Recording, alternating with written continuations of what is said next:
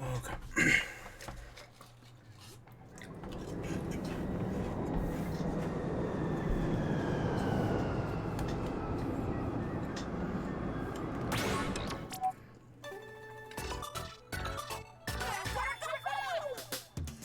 Oh yeah. It's going down. Anarchy Splatcast. We drink ink. Battle stages, turn, whatever. Rainmaker's in the open for, what, like 20 minutes? Spawning grounds. Alright.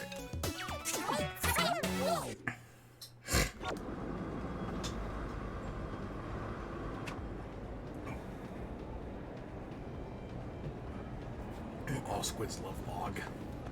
So they're already starting to set up for the Splatfest. As you can see. Oh, hey, look, it's, Sugar Conroy. CC. Actually, can you find...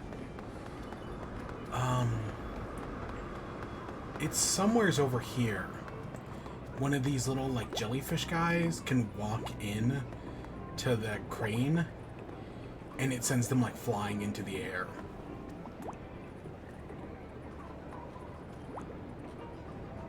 I think it's... Let's see. Oh, it's working. That's fun. That's very funny. I love that. I love that. That's so good. So yeah, the Splatfest is going on, or goes on, I think, next week. But they're already, you know, teaming up the teams. And so it's gear, grub, and fun. I have already... So there's a thing where they're handing out these, like, conch shells. And I guess if you don't pick a team, the conch shells, like, glitch out or something. So I just picked Team Grub. Or Team... Not Grub. Team Gear. I mean, Team Gear. I know I was between Gear and Grub. Fun is stupid. I was between Gear and Grub, and I ended up choosing Gear. I do like that, though. That's good. Yeah, so I ended up choosing Team Gear, because, yeah, it just makes the most sense. You know, it's the most logical choice.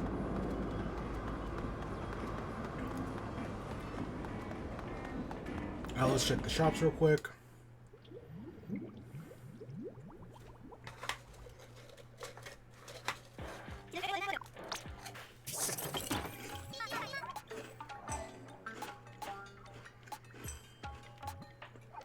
Don't really care for any of that.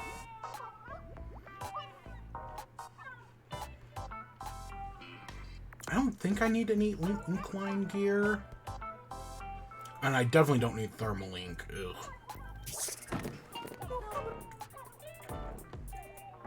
Oh, I can buff the shoes I have.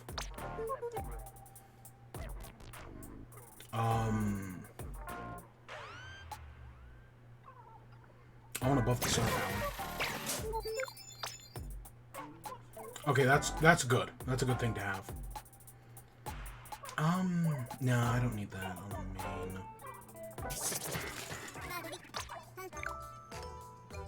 Oh, catalog went up. Okay, let's see what this is. I got a banner. I got a mystery box. Oh, first card pack downstairs.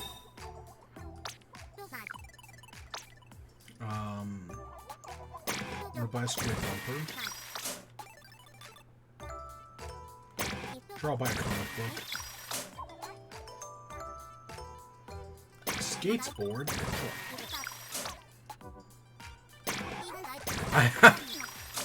I've kind of gotten into locker customization. So I know that's most of my money, but yeah, I've kind of gotten into locker customization. I don't know how much of that I'll use.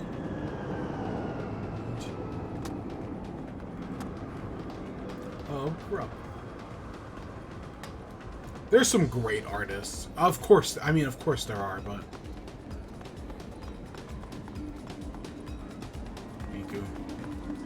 My favorite was, okay, that one's pretty great.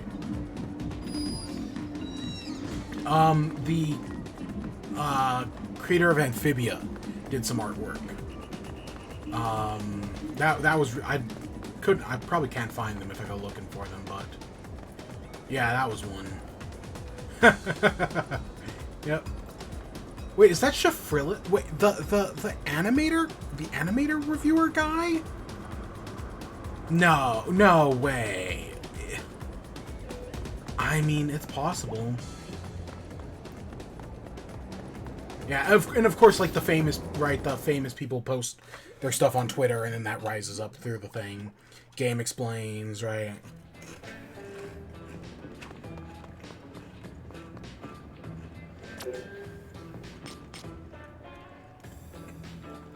So I am currently at 700 B+ rank, and we're gonna jump into Anarchy to start off for today.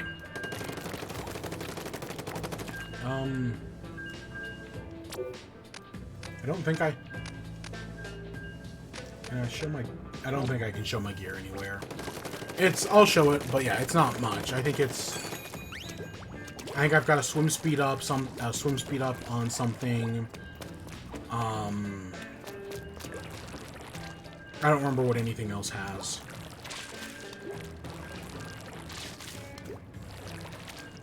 I don't know. I think I gotta scrub the slots of the middle, the shirt.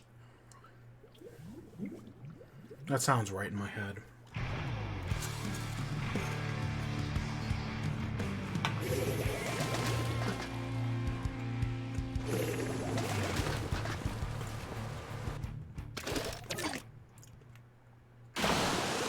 I don't think I've done Rainmaker on.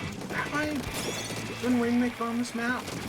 I have. Okay, for some reason I remember you starting in the middle.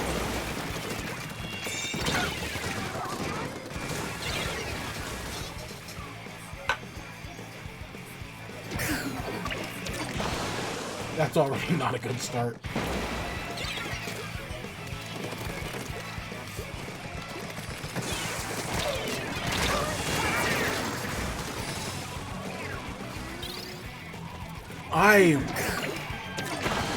Even though I'm B+ rank, if I'm being completely honest,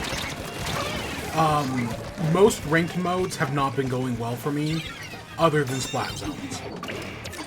The B+ rank has mostly been earned through Splat Zones. Little bit of Clam Blitz, little bit of tower control, I guess. But, and I guess technically a little bit of all of them. Definitely the least of Clam Blitz, because I am terrible at Clam Blitz. And yeah, but you know, I've earned a little bit of it through, most of it's earned through Splat Zones. Splat Zones has been my game. Tower control has just not been going well for me. Tower control used to be my favorite mode. And so far, this game has been a nightmare.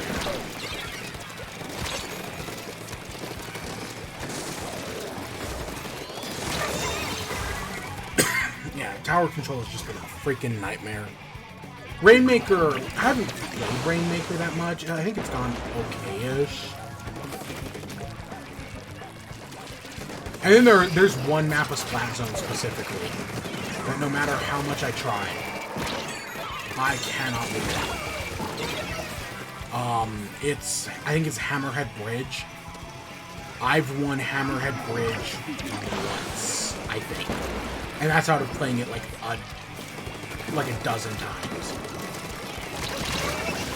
Hammerhead Bridge just is not my map.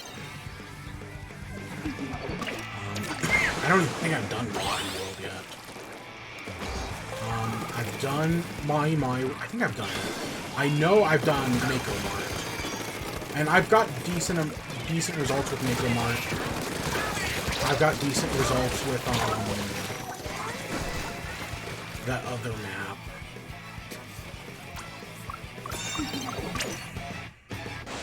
What's the other map?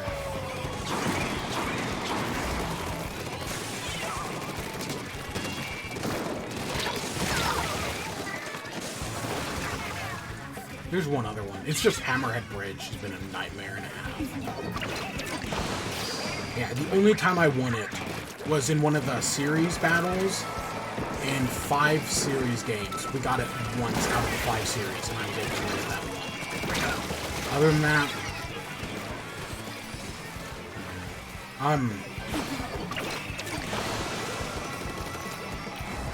and yes, I have picked right back up with the Sploosh-O-Matic, and I still love it. Sploosh-O-Matic is still my favorite weapon. I should be using other stuff. But gosh dang, do I love Sploosh-O-Matic, man. It's such a great weapon.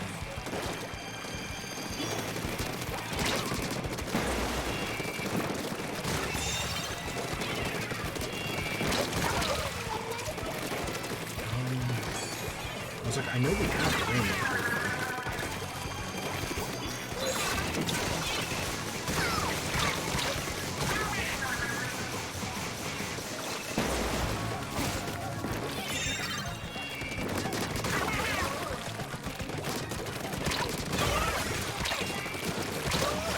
I tried to get him. Oh, we were so close.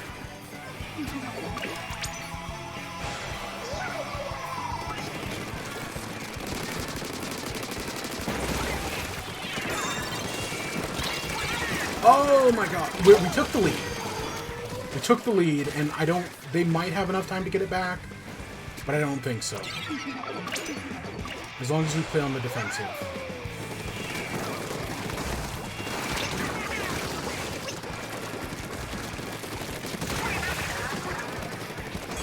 Oh god.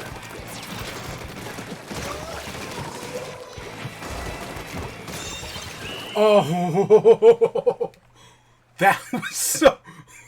I completely lost track of the Rainmaker there for a second. That was so stupid close. Oh my god. Oh my gosh.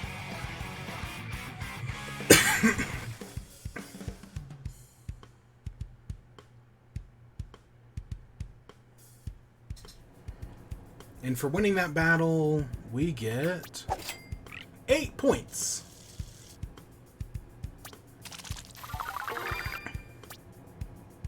See, there's a conch shell we just got. So yeah, that's my gear. Okay, those shoes are not bad. I like those shoes. Yeah, those turned out pretty well.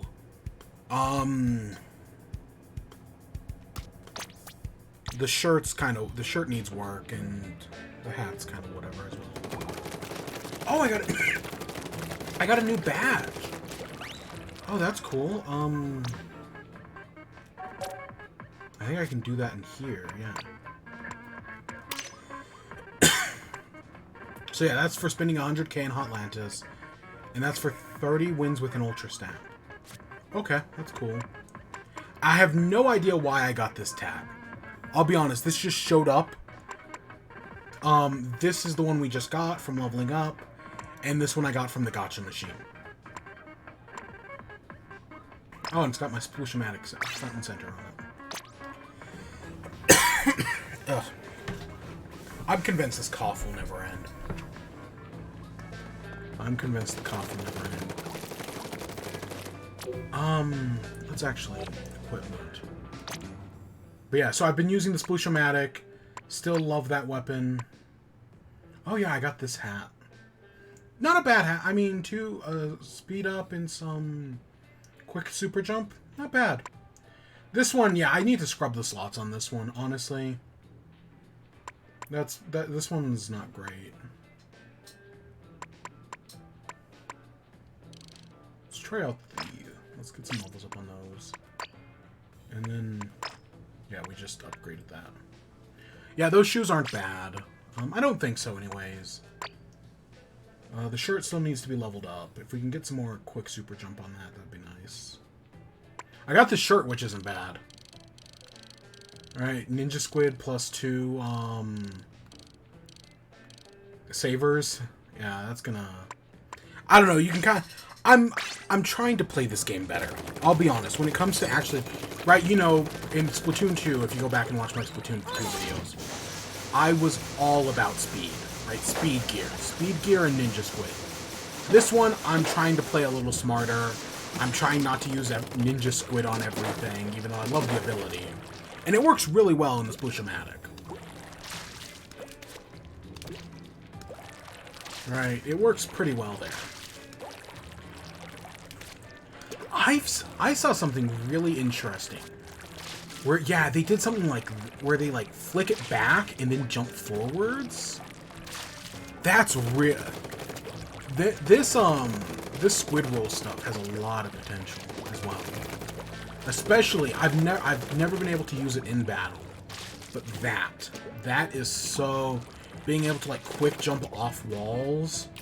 In Mako Mart specifically, I see so much potential for that when battling for control of the middle. But I've never used it so far. Okay, let's actually get into some... This is in chat. In chat, we just do normal Turf Wars, right? This is the one time I'll actually play normal Turf Wars. I was going to change my weapon. I was going to switch over to a Dynamo, but whatever.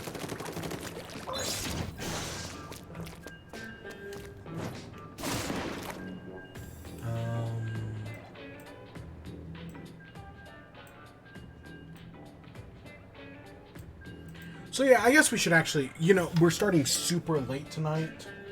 So I guess we should actually, you know, do the show at some point. Because I definitely don't want to go for like 3 hours tonight. We might. But I'd rather not, personally. So let me put most stuff. I mean, we've already been going 20 minutes, and we haven't even gotten into anything.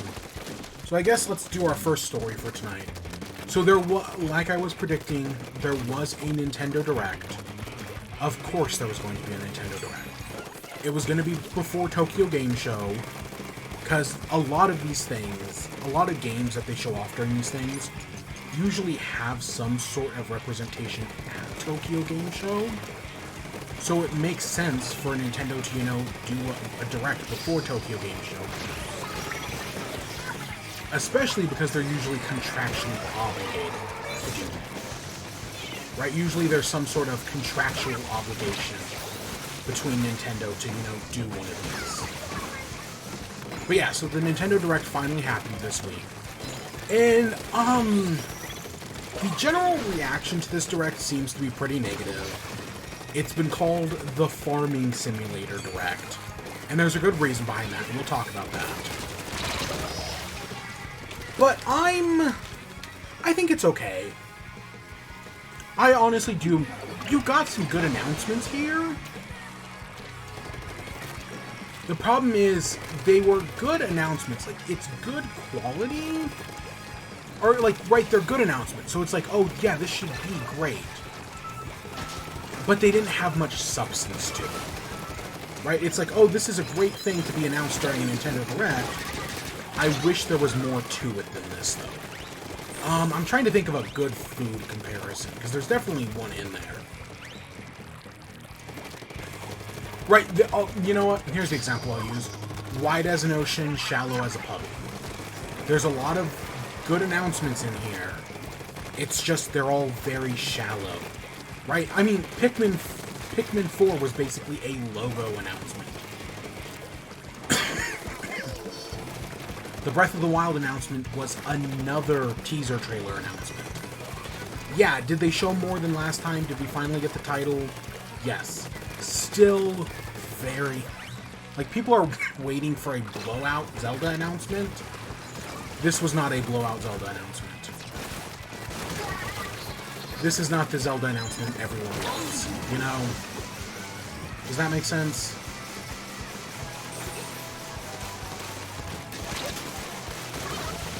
Oh, nice. Yeah, there's got to be. Eventually, we're going to get that big blowout Zelda announcement. Probably in, like, February-ish. But that was not today. That was not the purpose of today's presentation. So that big Zelda announcement has yet to happen. But it will happen one day. Gosh, we freaking dominated there. I was just looking for turf to cover at the end.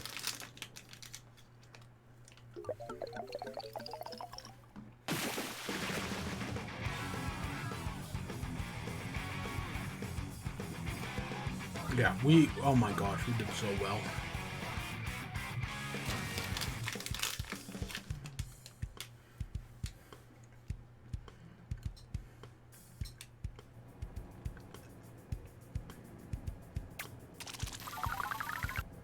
Not bad.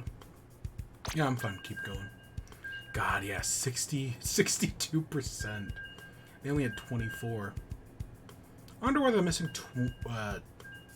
what is that? 14-ish came from? 13-ish? So I'm not going to cover every announcement today. And of course, I didn't live react to the Direct because it happened at, what, 6 a.m. in the morning? You know, usually, I'm used to the Pokemon Company doing 6 a.m. Directs. Nintendo usually does it right? Nintendo usually does it way later in the day. Nintendo is usually pretty reliable when it comes to doing, like, afternoon Directs. But nope. Again, this was a Tokyo Game Show thing. Because a lot of these things are going to be at Tokyo Game Show, and there were a lot of RPGs. So yeah, we're definitely not covering every RPG, because as you know, I don't play RPGs. I play a few, but not that many.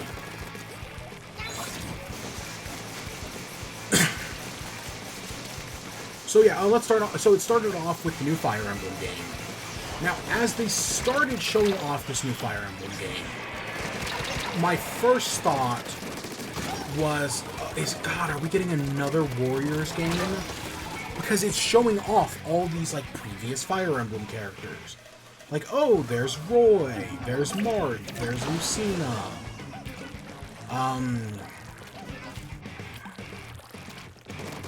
Oh gosh, what's her name? Not Alba. It's not Sarah. Oh god, I don't remember her name.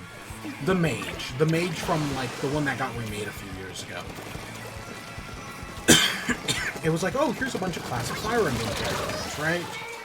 So I was like, God, are we getting another Warriors game? And then you see the protagonist, and the protagonist is... So the protagonists have already been called Colgate Girl and Pepsi Man, which, yeah, that's pretty accurate, honestly.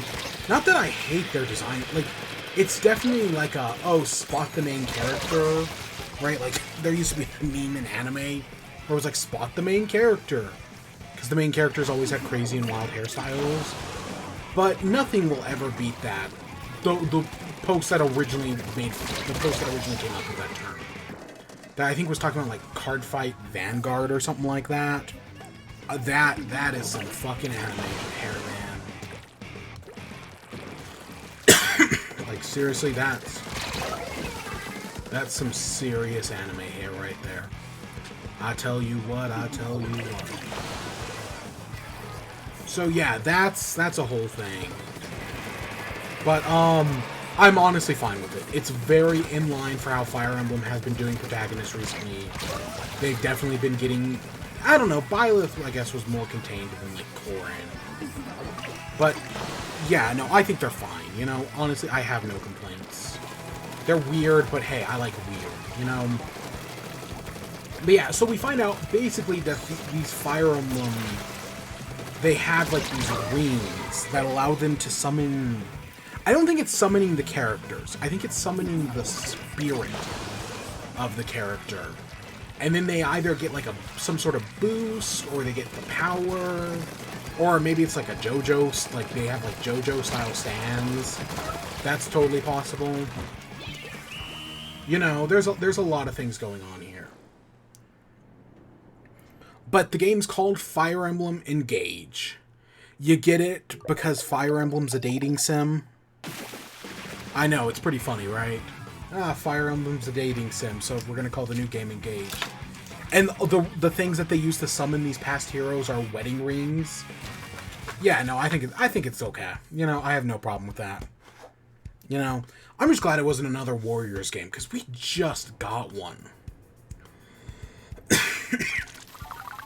Honestly, part of this reminds me, like, if this had come out a while ago, I would assume this would have been an anniversary game. Like, this game would have come out during Fire Emblem's anniversary. But no.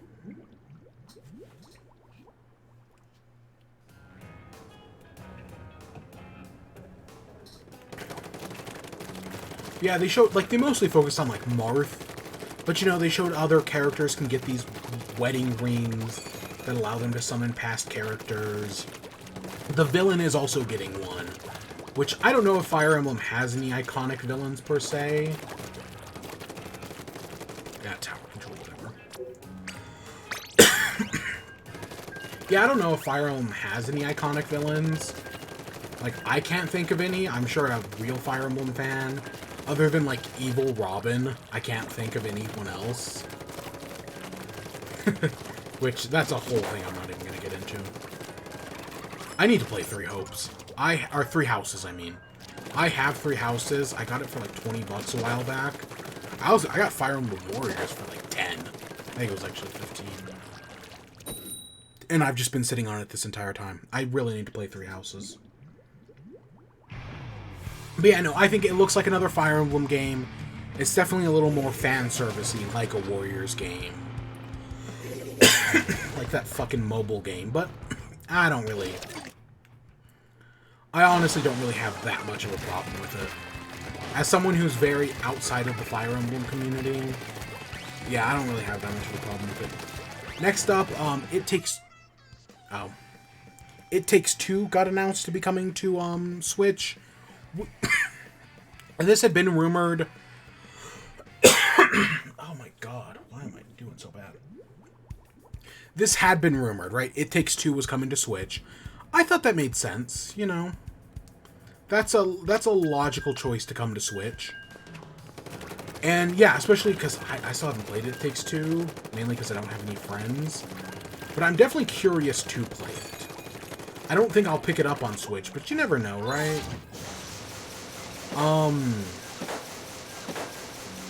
So yeah, that makes sense. I think that's a great choice to finally come to Switch. I hope it runs well. I know Switch is kind of hitting its point where it's starting to get, like, struggle with indie games like Tunic. During the showcase, they announced Tunic. And Tunic, like, it's graphically, it's not going to look as good.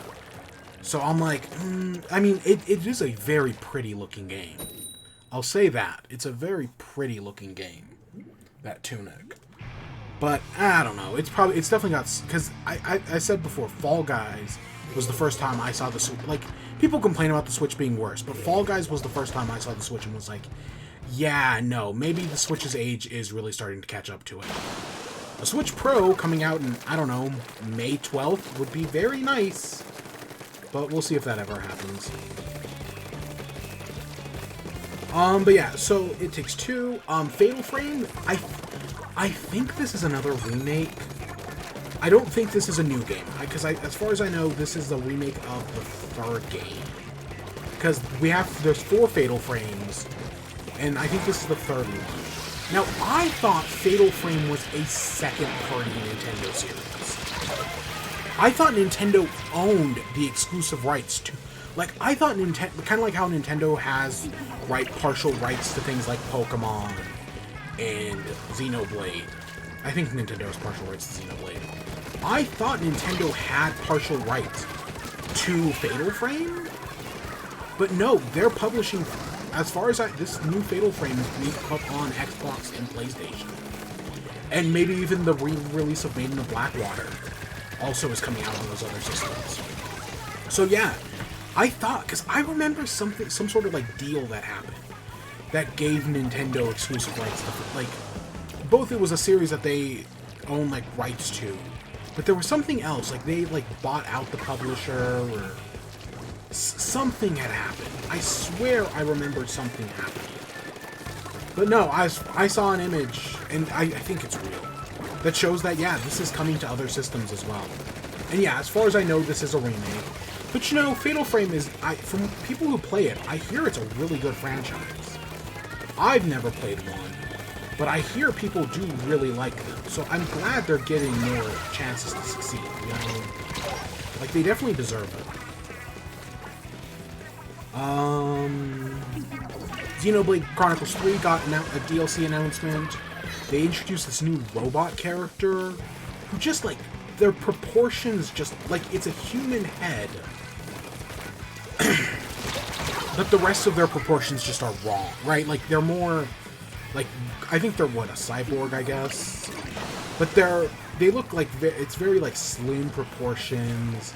They just look weird. Like they don't like it's not clearly meant to be like, oh, it's not like a robot that replicates human shape. No, it looks different.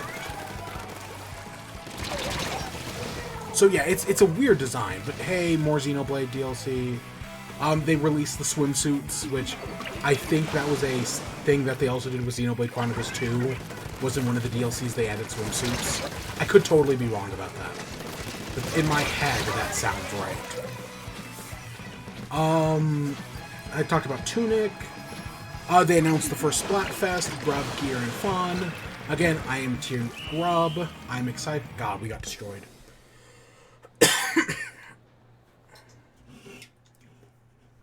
Did I say Grub? I'm Team Gear, right? I'm Team Gear. I think that's the most logical choice. We'll see how it turns out. My big hope is that I end up in whatever team. I want to try being the defending team. I know defending team basically guarantees you lose, but I want to try to be the defending team because that just seems interesting. But who knows? It might go big man. I don't know. It's interesting because you can check in the Splatoon app who's joined which team. So like I can see which friends have joined which team. Which I don't remember that being a feature previously. Oh yeah, and I've finally figured out how to actually see friends now. Let's see here. Of the people I'm friends with on Switch, 1 has gone Team Fun, and the other 5 have gone Team Gear. So yeah, it looks like that's going to be the popular choice. Makes sense, you know.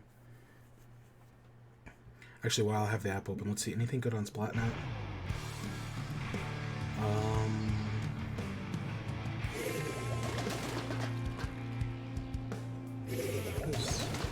Inksaver sub. I'll order it.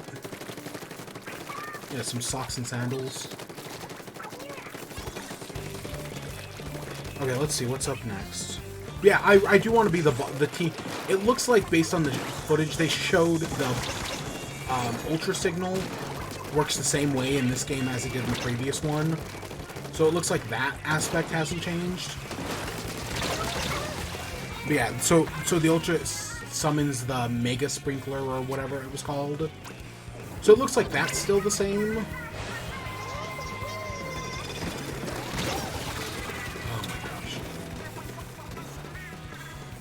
But yeah, I still expect them to change. I mean, this is technically the first real Splatfest. So it makes sense for them to keep the Ultra Sprinkler the same here. And then maybe mess around with it in the future. But I'm going to miss Marina stages, man. The Marina stages were so cool. And the fact that they, like, used stuff from the story mode and, you know, did creative stuff like that was always really neat.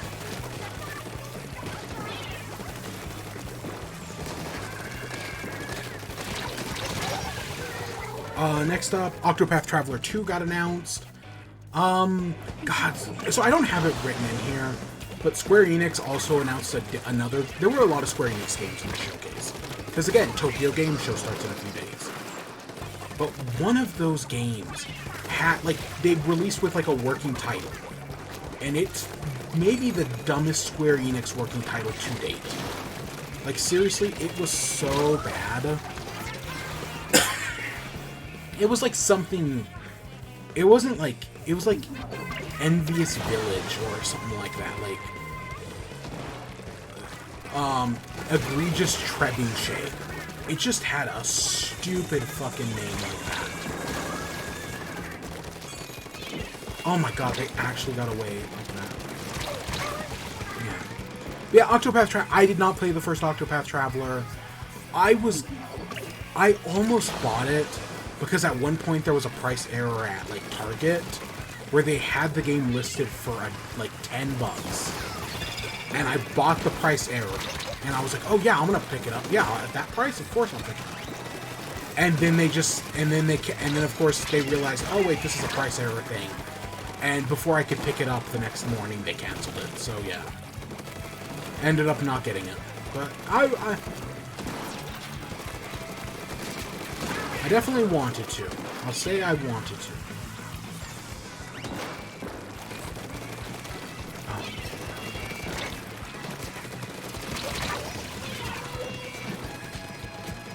doing okay-ish. I do think we lost it. Well, whatever. But yeah, so I have no real thoughts. I know people like Octopath Traveler. The game still looks very good. So I'll say that, but I'm not super, like, invested in it or anything.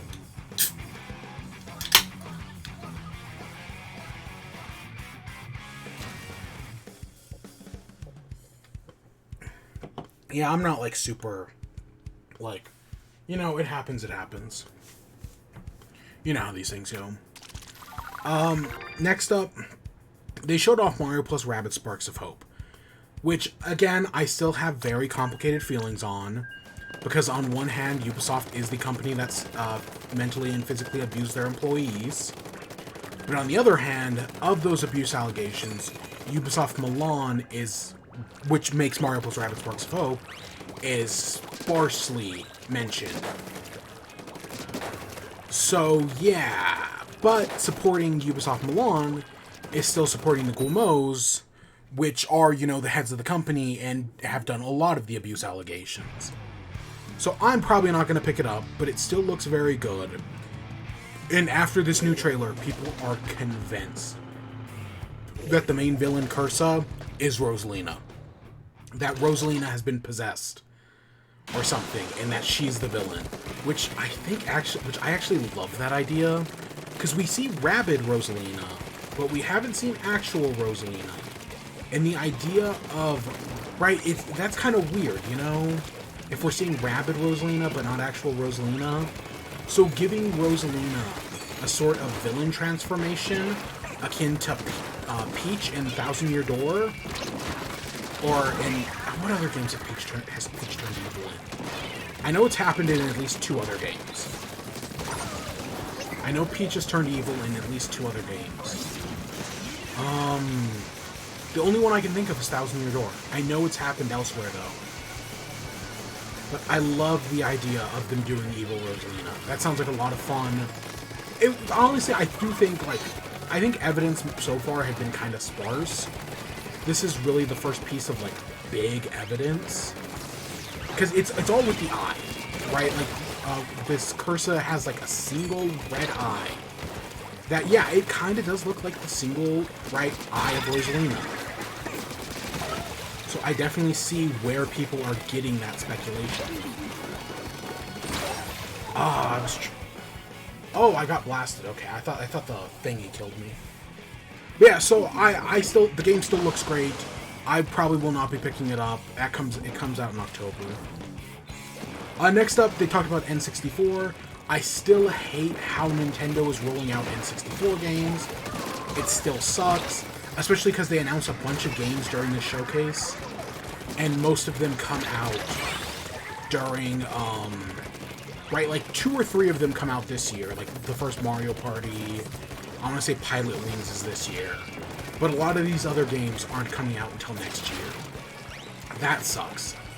Honestly, I kind of hate that's how Nintendo's doing these things. Like Mario Party 2 and 3, I think GoldenEye is next year as well. But yeah, and then what else? There was one. 1080 snowboarding and Pokemon Stadium. I think we're getting one Pokemon Stadium this year, the other one next year. And Pokemon Stadium will not support transfer, which of course, like, there was no way it was going to support transfer of Pokemon. But, like, even if it did support, like, Pokemon transfer, like, what really were they going to do with it? Like, or how were they going to do it? I mean, it'd be really cool if, when we eventually get Game Boy Virtual Console, they allow transferability like that. I mean, they figured out how to do trading with the DS Virtual Console. I don't know. Honestly, a better company would have figured something out. But this is Nintendo, and Nintendo fucking both loves and hates nostalgia, so... Nintendo likes the idea of nostalgia, but they hate actually having to do anything with it. Yeah, and then of course they ended off on GoldenEye. GoldenEye will have online, that's huge for people.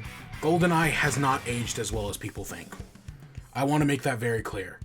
GoldenEye has not aged as well as you'd think. Maybe if they gave it gyroscope aiming, that would help a lot.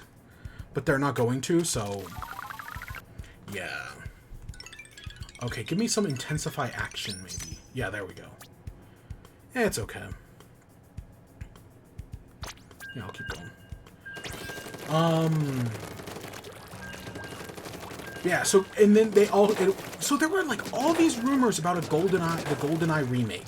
Because they had made the GoldenEye remake, it got cancelled because Nintendo didn't want them to do it. But there had been all these rumors recently about the GoldenEye remake still happening. And then, but yeah, they announced GoldenEye here, but it's going to come to Xbox as well. So GoldenEye will both be on Nintendo Switch Online, and it will be part of Xbox Game Pass. But it looks like the online mode will only be on the Switch version. Because I'm assuming it's because of how Nintendo does their emulation on the Nintendo Switch. That's the reason it can have online mode. Because we're pretty sure Mario Parties 1, 2, and 3 will have online modes. Pokemon Stadium will have online. So I'm assuming the only reason it works is because of Nintendo Switch does online. Whereas when they do it on Game Pass, it's just going to be a straight up ROM. Right? So, I mean, again, I think Nintendo putting online in these classic games is a neat idea. I just wish they put out more than, I don't know, 6 a year. Ugh, fucking Nintendo, man. But, like, what else is new? Come on, we've been doing this for years now. What else is new? This is fucking Nintendo. Of course they leave it out. Oh, what? Okay, weird. But yeah, so, I mean, GoldenEye's a good get, you know, it's very nostalgic. I've never actually played it.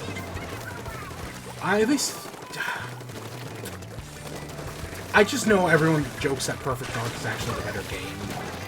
Right, like, that's a running joke that, yeah, people are nostalgic for GoldenEye, but Perfect Dark is actually better. Like, it holds up better, right, it's got better design. I don't know, I always think of the Donkey video where he talks about how, you know how you play GoldenEye? You download the mod that allows you to play it with keyboard controls. Then you realize, oh yeah, wait, this is actually an amazing game. Because God, the N64 controller is fucking weird. I know this, we know this, we all know this. The N64 controller is weird. Next up, and yeah, there was no GameCube, there was no Game Boy Advance, or Game Boy/Game Boy Advance. I really do hope we get those, but not anytime soon, it appears. Next up, this one breaks my fucking heart. They announced Factorio is coming to Switch. So if you've been, these past few weeks on stream, I've been talking about how much I want a factory building game. Like Factorio, like Satisfactory, like Tekkit. And I tried with Autonauts, and Autonauts was okay, but it didn't give me the experience I wanted. And now they fucking announced Factorio on Switch, and I'm definitely probably not going to pick it up. Because the person who made Factorio is, well, he's not a Nazi, but he's a big old Trump guy. And, you know, he's that type of guy, you know, and so by supporting him, and I should say, like, it's the, God, the situation fucking sucks, because Factorio is actually a really great game, but, you know, when these, like, I have no problem with Scott Cawthon being Christian. The fact that he is Christian, I actually fully support it, right? I'm glad he finds happiness in that. My problem is that he's a Trump supporter, and that he uses the money that we give him to support Trump. That fucking sucks. Alright, yeah. And yeah, the Factorio guy, it presumably works the same way. I don't know. It's admittedly not a topic I have researched very much. I just know it's a thing, right? Like, I haven't really looked too much into it. But the Factorio guy is not great, because it's a game made by, like, a single person. So it fucking breaks my heart that it's like this, but that's just the way it is, you know? The game industry fucking sucks. everything is rotten, you know? Everything fucking sucks.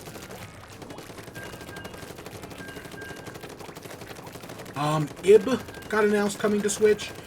IB is another one of these not Metroidvanias.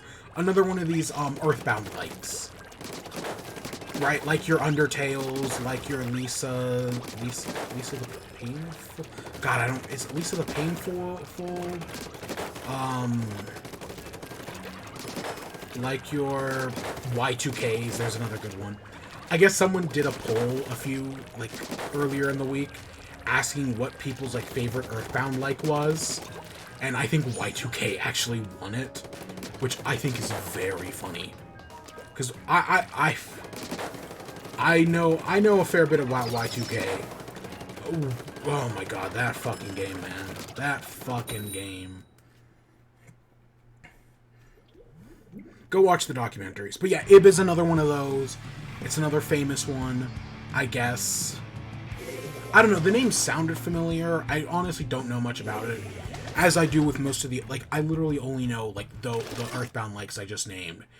And I can't even remember Lisa the Painful's name, or whatever the fuck it was called. I know there's 3 of them. Yes, I think there's 3 of them. So yeah, it's a genre of games I do like. I love Undertale. Earthbound's pretty great. Never played Mother 3. Never beat Deltarune. Always meant to. I actually did pick up Earthbound. Earthbound's anniversary was earlier in the week. I'd been talking about how I kind of wanted to replay Earthbound, but I wanted to pick it up on Switch.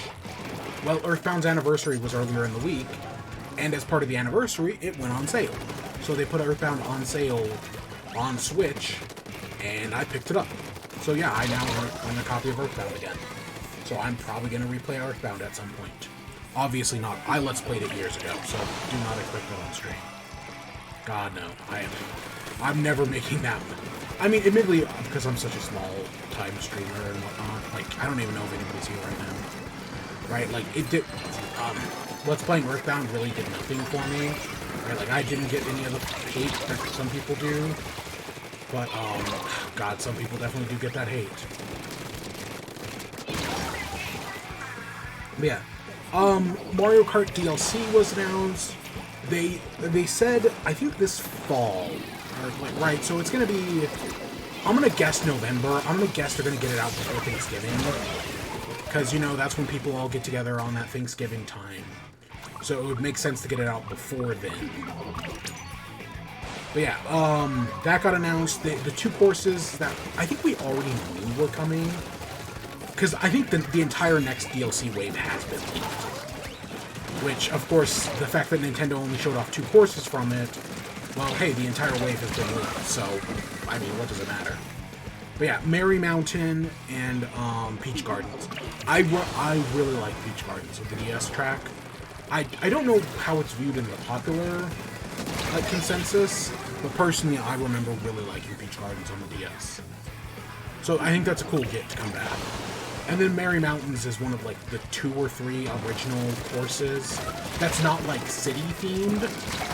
Because, most of the courses from Mario Kart Tour are Vancouver Velocity, Los Angeles Laps, Singapore Sprint, or Sydney Sprint. I don't remember which one is Sprint.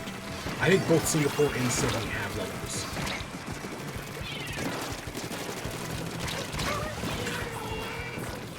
Yeah, so those were announced. But yeah, of Merry Mountain, and I think there's one other course that is original to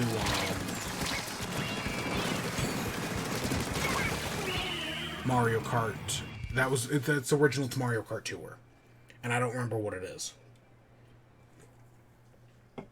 Of course, the most recent course, that Skytop Sunday, has been added to Mario Kart Tour. I don't remember, what was the other? It's Merry Mountain, and there's one other one. I just don't remember what it is. I don't know. I'm not even going to look it up. I could, but I'm not going to. They talked about Nintendo Switch Sports. Specifically, that golf has been delayed. So, Yeah, you know, I did enjoy Nintendo Switch Sports. Was it worth the... I think I paid $40 for it, admittedly. I don't think I paid 50. I think I paid 40. Did I get $40 worth of fun out of the game? I don't know. I would say I got fun out, right? I had fun with it.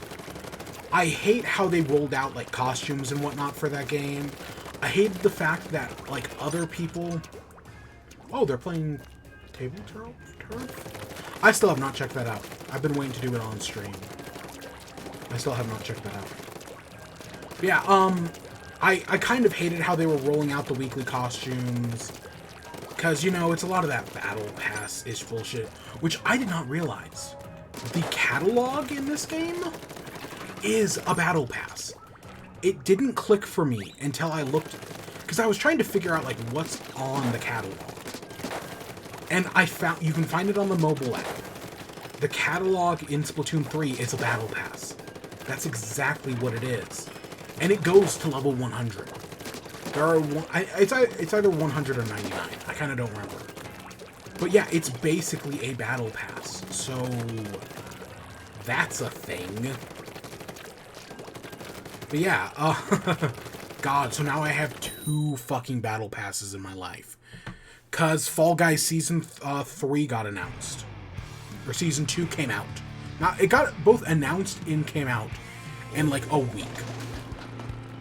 I know that there had been some leaks, and I know we talked about them. But yeah, and we'll talk a little bit about Fall, because I played, like, a single round. So we'll talk about that in a little bit. But yeah, so Switch Sports, you know, I think it was okay. Worth the $60, or... I'd say... it wasn't worth 60. I don't think it was worth 50. 40, you know, it's a little bit of a stretch. 30 would have been a good price for it. Of course, less the better. But golf has been delayed until the holidays.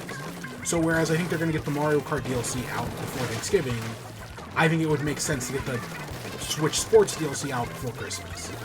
So that way a bunch of people on Christmas can play the deal, right? Can play it with their families. Because, you know, I'm sure there's some old people who have memories of playing the Wii. Or some, you know, I think it's a good family, like, style game like that.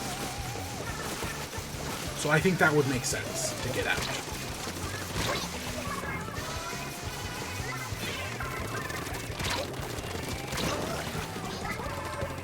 I tried. Yeah, and now they did announce that golf is going to have, you know how like bowling has like a survival mode, right? Or like a battle royale survival-ish mode where they eliminate the lowest scoring players. They announced that golf is going to have one of those as well. Only with 8 players, so golf is an 8-player sport this time. Whereas bowling is 32. Maybe it's just 30, I kind of don't know.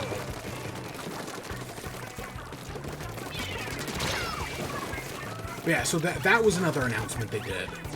I don't know. You know, it does at least show that golf was not done. And that, like, they weren't sitting on it this entire time, which was a concern, you know? Because that's kind of, like, the Mario Striker stuff. Like, they announced that both Diddy Kong and Pauline are coming to Mario Strikers. And I would not at all not be surprised if that had been done from, like, launch and they had just been sitting on it. That definitely sounds like something Nintendo would do.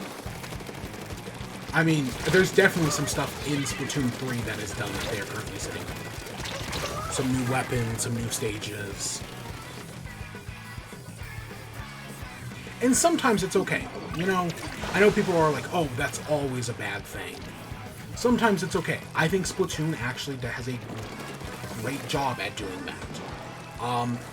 If Animal Crossing had done more, honestly, based on the first 2 months of Animal Crossing, I had no problem with it. It was after the 2 months, when it was clear that they had nothing else planned, that it was like, oh, because then COVID hit, and it just became a mess. Long story short, it became a mess.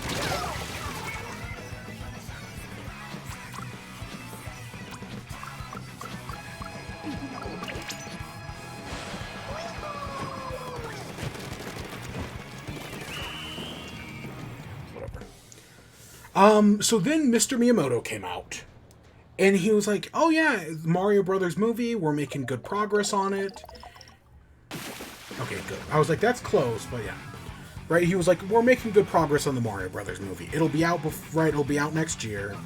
Same thing with Super Nintendo Land.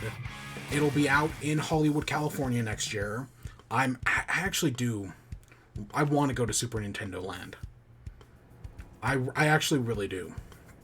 I should be scrumping and saving for that. I mean, it's not like Nintendo's releasing any fucking games this holiday season, so maybe I'll have time. I'm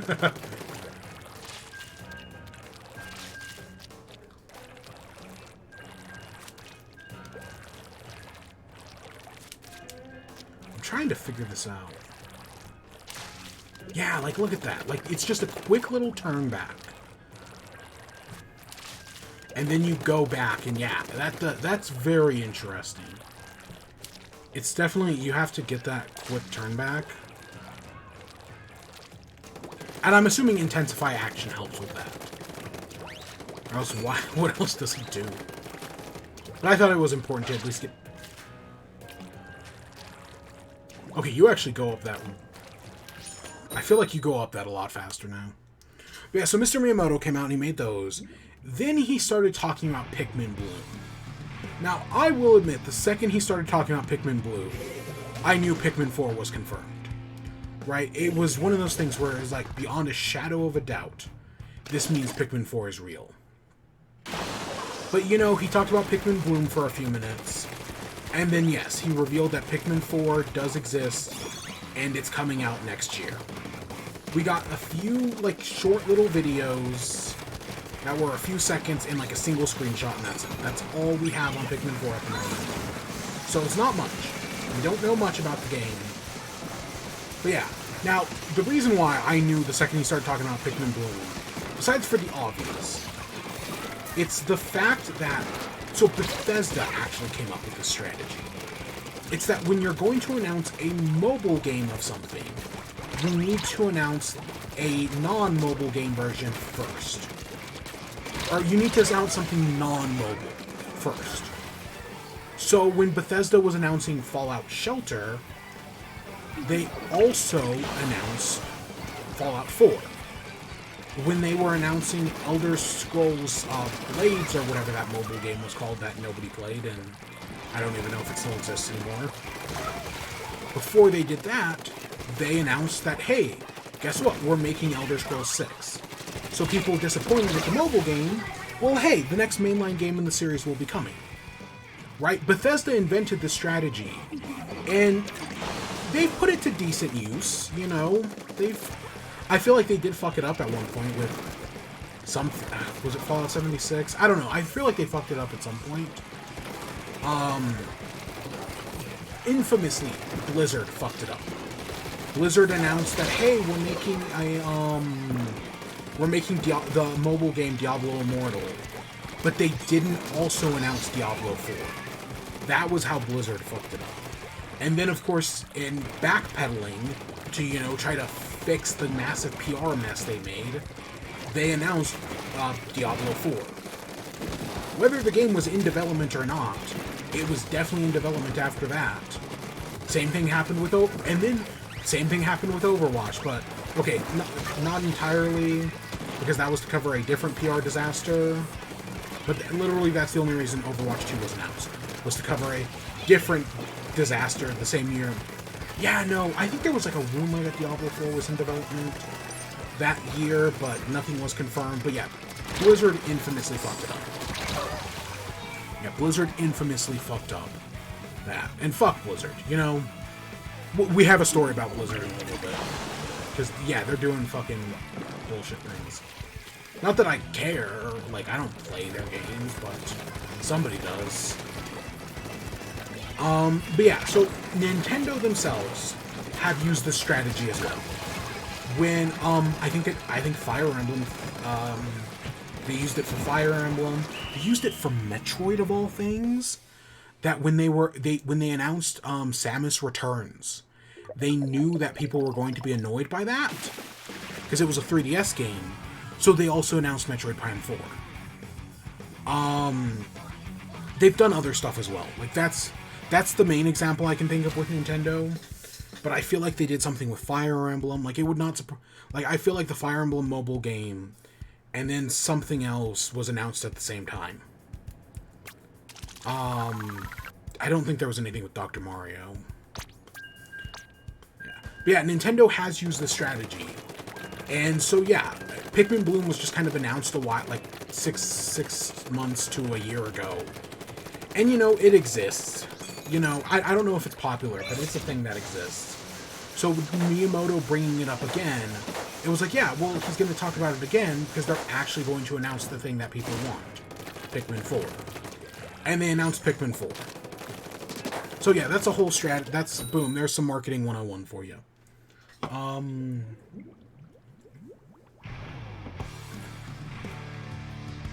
Yeah. See, I'm honestly...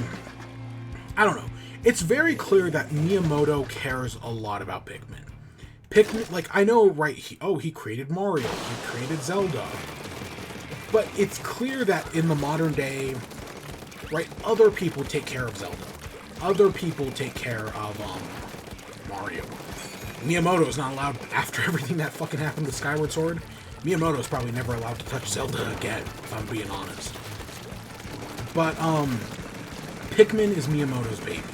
He loves Pikmin. And the only reason we still get Pikmin games is probably because of Miyamoto, because he really cares about the series. It's kind of like Beyond Good and Evil 2, right? Nobody at Ubisoft gives a flying fuck about Beyond Good and Evil and Beyond Good and Evil 2. But Michel Ancel cared. And then Michel Ancel was outed as an abuser. So, of course, the second that happened, well, Beyond Good and Evil 2 was... I mean, they just haven't talked about it, but it's probably cancelled. Because Michel Ancel was an abuser who left the company to, you know, try to get out before all the allegations of abuse came out against him. Which they did anyways. Because that's a fucking mess in hell. But yeah, Miyamoto is really passionate about Pikmin. It's clearly one of his favorite series that he's worked on. So getting Pikmin 4 is really cool. Now, people were speculating that we weren't going to get Pikmin 4 in this Direct. Because I guess there was a fire at Nintendo like a month ago. And I guess during that fire, the master copy of Pikmin 4 was destroyed. Which, I don't think that means they had to restart development. That just means the master copy no longer existed. So they had to put together a new master copy, presumably using what stuff was, like, remaining on people's computers. Right? So, like, they had to basically gather all the files again and probably definitely remake some stuff. I don't know, that's my... I don't think this was a Toy Story 2 situation, where, like, the entire movie was effectively deleted. I don't think that happened, but it was still something, you know, pretty bad.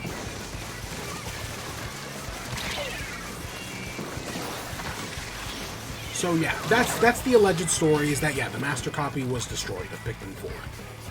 But they're saying next year, so God, I hope it's next year. Honestly, it wouldn't surprise me if it hit that December release date that, you know, that Nintendo is currently filling this year with. God, what is filling the December release date slot this year?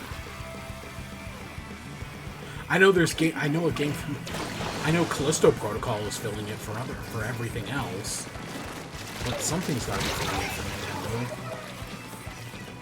God, I have no idea. Yeah, I'm super excited for Pikmin. I love Pikmin 3. It's an amazing series. I would say pick up the first 2 games on Wii, but you can't do that anymore. I did. I've got on Wii U, I meant. They used to be on Wii U digital shop. So yeah, I would have said to do that, but yeah, that doesn't exist anymore. Yeah. But yeah, Pikmin 3 is on Switch. It was actually, we kind of figured we were going to get the announcement of Pikmin 4, because like when you open up the eShop, it has like a you know, like that opening like section. And all of a sudden, right the day before the Direct, they moved Pikmin 3 to the opening section. So it was like, okay, something's going to get announced here. Right? Like, they don't just do that for no reason. So yeah. But the big thing, if I had to make a prediction, I'm going to guess I think it would make sense for it to be an open world game. So, right, it's this giant open world Pikmin game where you go, instead of being like level based, Pikmin lends itself to open world exploration. And instead you can find, like, let's say you start off in like a forest area or like a plains area, and then you find like a forest area, and you can like find like a base. So then you go up in the sky at the end of the 13 minutes, and then you can drop down, and like you can just barely make it to the forest area at the end of 13 days, right? So boom, now all of a sudden on the next day you can drop in either the forest or the plains area. You find a desert area, same thing. I think it would make sense to kind of like something like Minute. Minute's a game where, right, you have a minute, and then you have to restart, but as you play through the game, you can unlock different areas to start in. So that way, like, oh, you can spend the entire 60 seconds running to Area 2, but then you can set a bed in Area 2, so that way you always start in Area 2, right, on the following 60 seconds. So I could see them doing something like that. I think that would make a lot of sense for a Pikmin style game. I've also seen suggestions that, what if they do a nighttime thing, where you can, like, build, like, a base and survive on the planet overnight, because, you know, during night is when, like, all the monsters wake up, and who knows what kind of horrible creatures come out. So I think that would also be very cool, like, to have, like, kind of like something like Dying Light, because that's kind of how Dying Light worked. Is that during the day, you know, you had to deal with zombies and whatnot. But during night, you had all these, like, horrible, like, mutants that came out, and I liked the first Dying Light. It's got problems, but I did like it. Never played the second one. Second one came out this year, right? God, it's been a long year. But yeah, so I think that would be another cool mechanic. I could see it being, having crafting, survive 'em up elements.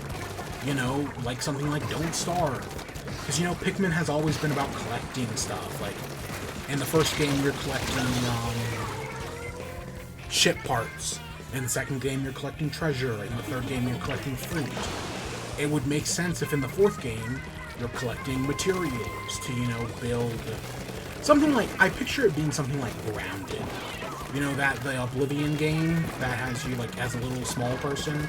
Because Pikmin takes place on Earth, and the Pikmin in Olimar, or Alf, Charlie, and Brittany, are just really small, right? Like, the game just takes place on Earth. And to do that, right, like, Pikmin, you don't always get the sense that you're small, but this new game's going to have, like, a behind-the-shoulder camera, you know, kind of like what we have in Splatoon right here. And hopefully that will help, like, make you feel small.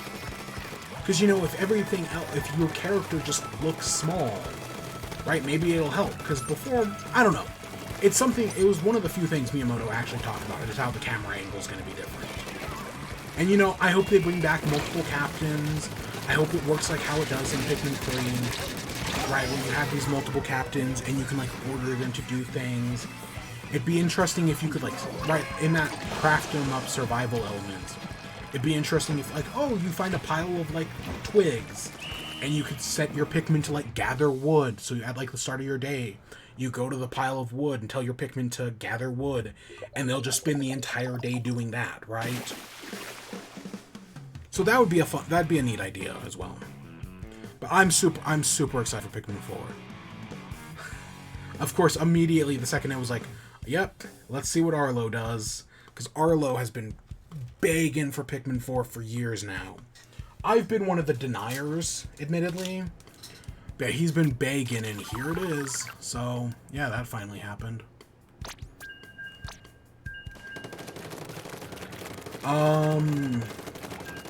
Next up, this was honestly the big surprise announcement to me. They're remaking Kirby's Return to Dreamland. So I will start off by saying Kirby's Return to Dreamland is by no means a bad game. It's actually it's a pretty good Kirby game. I definitely don't think it's the strongest. I think that would either go to Forgotten Lands or Planet Robobot. Or maybe, Superstar Deluxe. But it's just really surprising that, yeah, out of all the Kirby games, they're remaking Return to Dreamland. I honestly think they should have given Planet Robobot another chance. Because Planet Robobot came out the same year as, like, fucking Color Splash, fucking Animal Crossing Amiibo Festival, fucking Chibi Robo Ziplash. Right? It came out, like, in one of Nintendo's darkest years. And because of that, it was just kind of forgotten. Like, I feel like Kirby's Planet Robobot just kind of fell to the wayside because it was such a bad year for Nintendo. That, yeah, Planet Robobot was like one of their best games to come out that year. I think that was 2015, if I remember correctly. But yeah, so it was just kind of left by the wayside and forgotten. But it was really good. It's probably the best, if not like the second best Kirby game. I don't know. I feel like people give a lot of too much credit to Superstar Ultra. Like, it's good, and it's definitely the definitive version. But I don't know. I honestly... Yeah. But yeah, no, a collection with Triple Deluxe and Planet Robobot. Because Planet Robobot, I think it still sold like 1 million copies. But like every other Kirby game has sold like more than... Like, I think Triple Deluxe sold 3 million. I know the newest one and the other one on Switch, Star Allies, both sold like well over, I want to say like 5 million. Maybe even more than that. Yeah, Planet Robobot just didn't sell as well because it came out in Nintendo's very bad year. So if anything, I would think they would have given that game another shot. Especially with the new power-up they're adding to the game being like mechanical. Right, that would have made sense. But no, so, you know, will I pick this game up again? Probably not. I did replay it in like 2018, and it is a good game. But I bought the digital version of it on Wii U. I kind of wish this had been announced a while ago, so that way I could have uninstalled the Wii U version to save space, instead of having to delete the Xenoblade DLC. God, the Xenoblade DLC took up so much fucking space. God, it really did.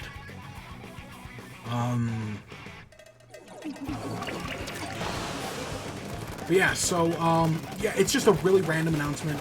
I hope, like, one of the promotional posters seems to have, like, a Magalore theme park in it, which I think is very funny and has a lot of potential to be, right? Like, if they actually make something out of that, but they've brought back all the mini-games, right? Stuff like that is all back in this game, so, yeah, that's cool, I guess, you know.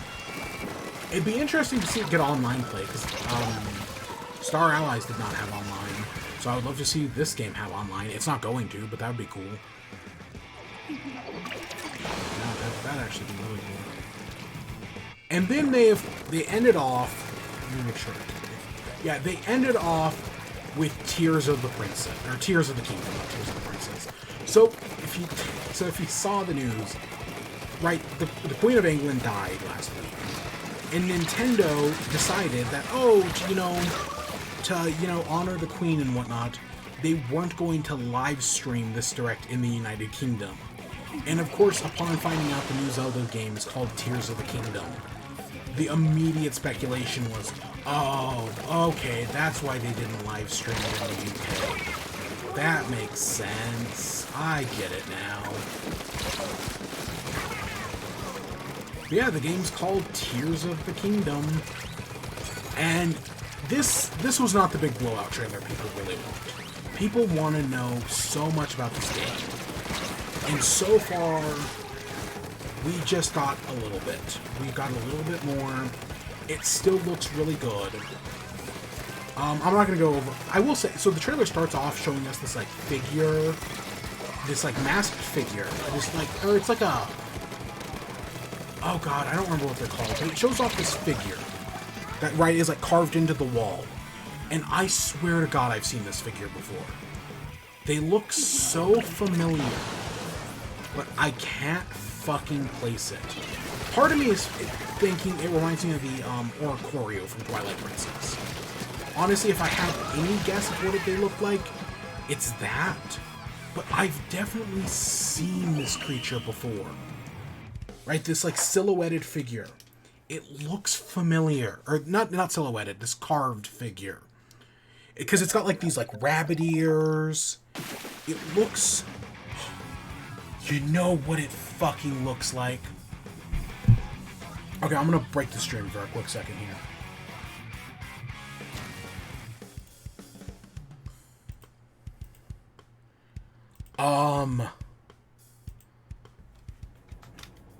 I have been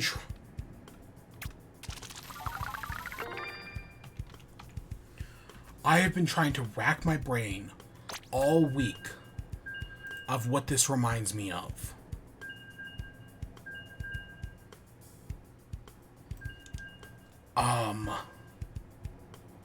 Oh fuck, I think I figured it out.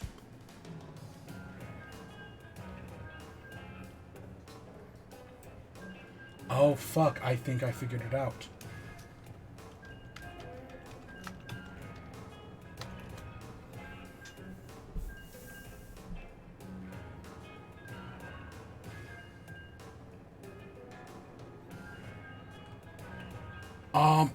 I'm really trying to find a picture of this.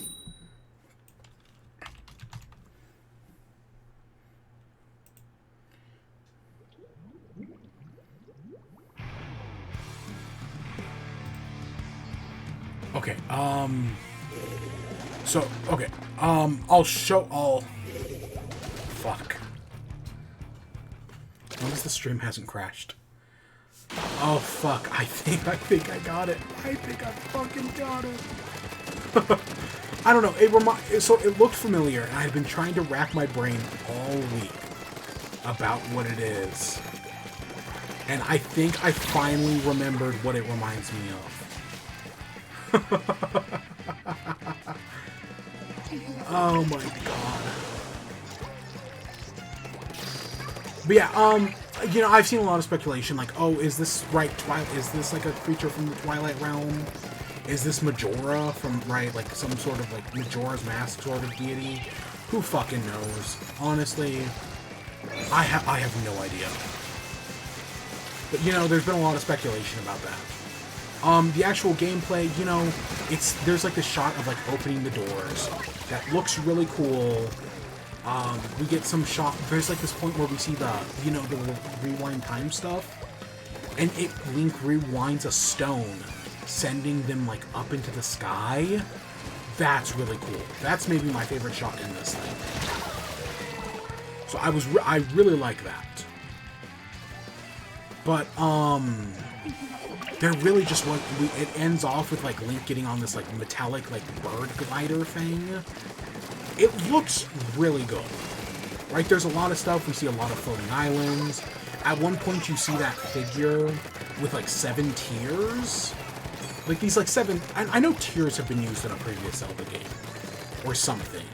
I feel like I read tears in Zelda, like the 7 sacred tears. It sounds familiar to me. Maybe it's Lineage. Maybe I'm thinking of the pearls from Wind Waker. Sacred Tears sounds familiar. I just couldn't tell you from where. I just know I've heard that Sacred Tears before. What was that 3DS game? That RPG? Was that had? It was like Ever Oasis. Did that have Sacred Tears in it? It might have. I just straight up do not remember.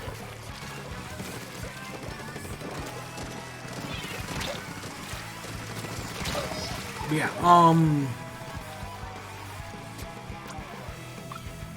what can I say? I just think it looks good, but I want to know more. I want to know more. I want to see more. I feel like there's so much that, right, we don't know. They talk about how this is a spoiler. Right? How the title was a spoiler. That's why they weren't telling us it. Based on this, I don't get that feeling. I don't get the feeling that the title is a spoiler. I know the title that had been rumored was Death of the Wild. That looks like... Well, we know that wasn't true. But whether there are underground elements in this game, we still don't know. 7 Tears, though, does make me hope for 7 dungeons.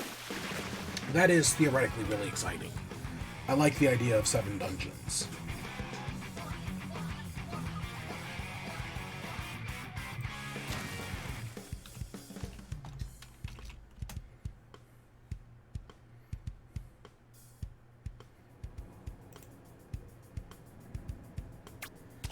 Okay, so let me stop this real quick.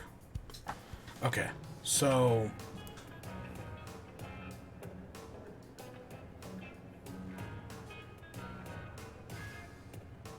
yep. So there's this anime. Wrong screen. There's this anime called Nobunagun. Don't know if you've ever heard of it. And there's a creature. There's like, and it's about like these people who are like reincarnations of like classic figures. So right, she's the reincarnation of Nobunaga. This guy's the reincarnation of Jack the Ripper, right? Shit like that. It's an okay show. It's actually a complete show. Like if you watch it from beginning to end, it does the entire story in like 24 episodes, so that's kind of nice. But all the people are being, right, the person gathering the DNA for the reincarnation stuff is this like alien creature thing. I guess it's called what? Doggo or something like that? Dogu? Something like that. That's what it fucking reminds me of. It kind of looks like that. Give me a second. Let me see if I can find Legend of Zelda Tears of the Kingdom. Let me see if I can find the image.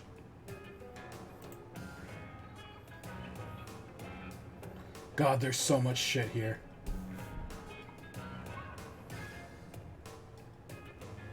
It has been fun watching speedrunners talk about how, like, oh, look at this. And, like, point out exactly, like, analyze the trailer frame by frame and know exactly where shit is.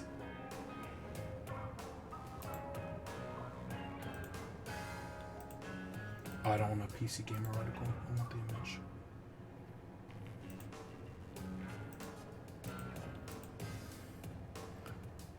So yeah, look at that, right?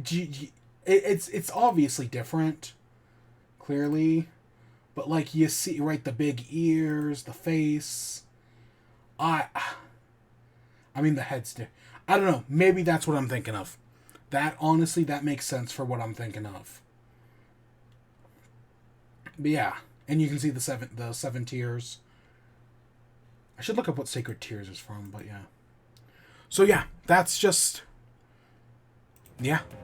I don't know. I've been trying to peg all week what it reminded me of, and I think that's it. I legitimately think that's what it reminds me of. Let me look up Sacred Tears. Before we end off, let me look up Sacred... Or, you know, we still have one more thing to talk about, but yeah. Let me look up Sacred Tears. Stream didn't crash, right? Okay, good. Is that an Elden Ring thing? I guess that's an... I swear I've heard Secret Tears from a Zelda thing. Oh, fuck! Skyward Sword. You collect... That's why I thought of Lanayru and, like, Din. Because the Sacred Tears are in this... Right, you go to the Sacred Realm, and you get the tears. Okay, that makes so much more sense. Okay. I knew it sounded familiar. Yeah, the fucking tears in Skyward Sword. And what does this game have? A bunch of floating islands. Like what? Like fucking Skyward Sword. That makes sense.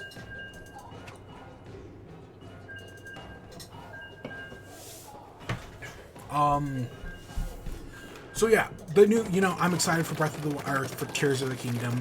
It's gonna take me a while to stop calling it Breath of the Wild 2. I'm excited for it, but it's still a long ways away.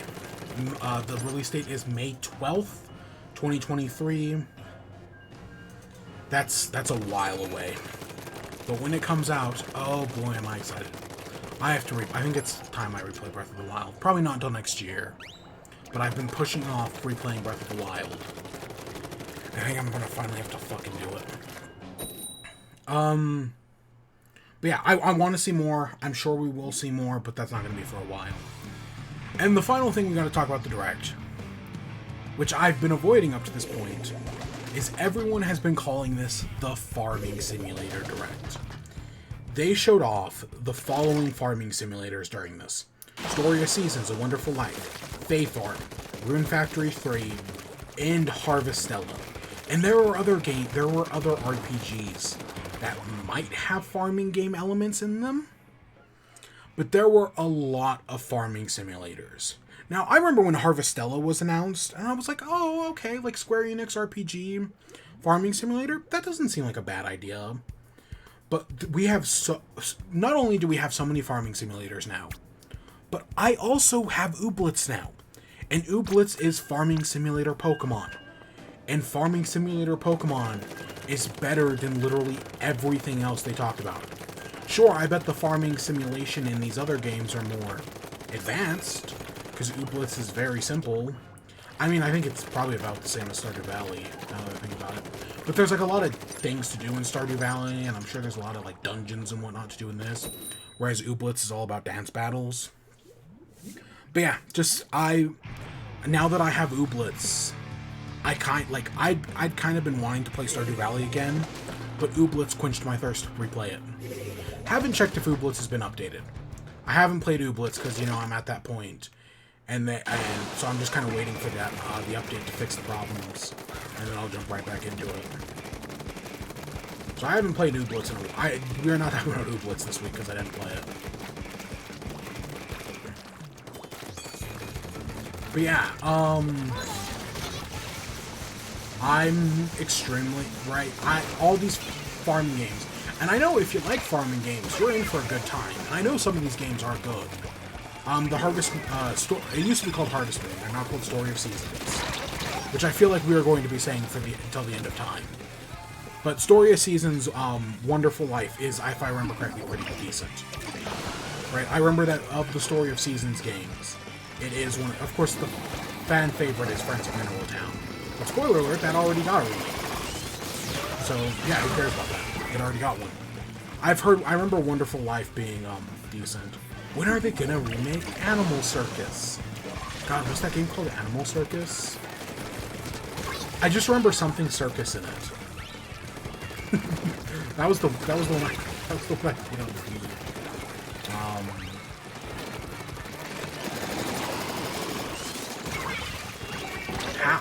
how did we kill that thing from up front?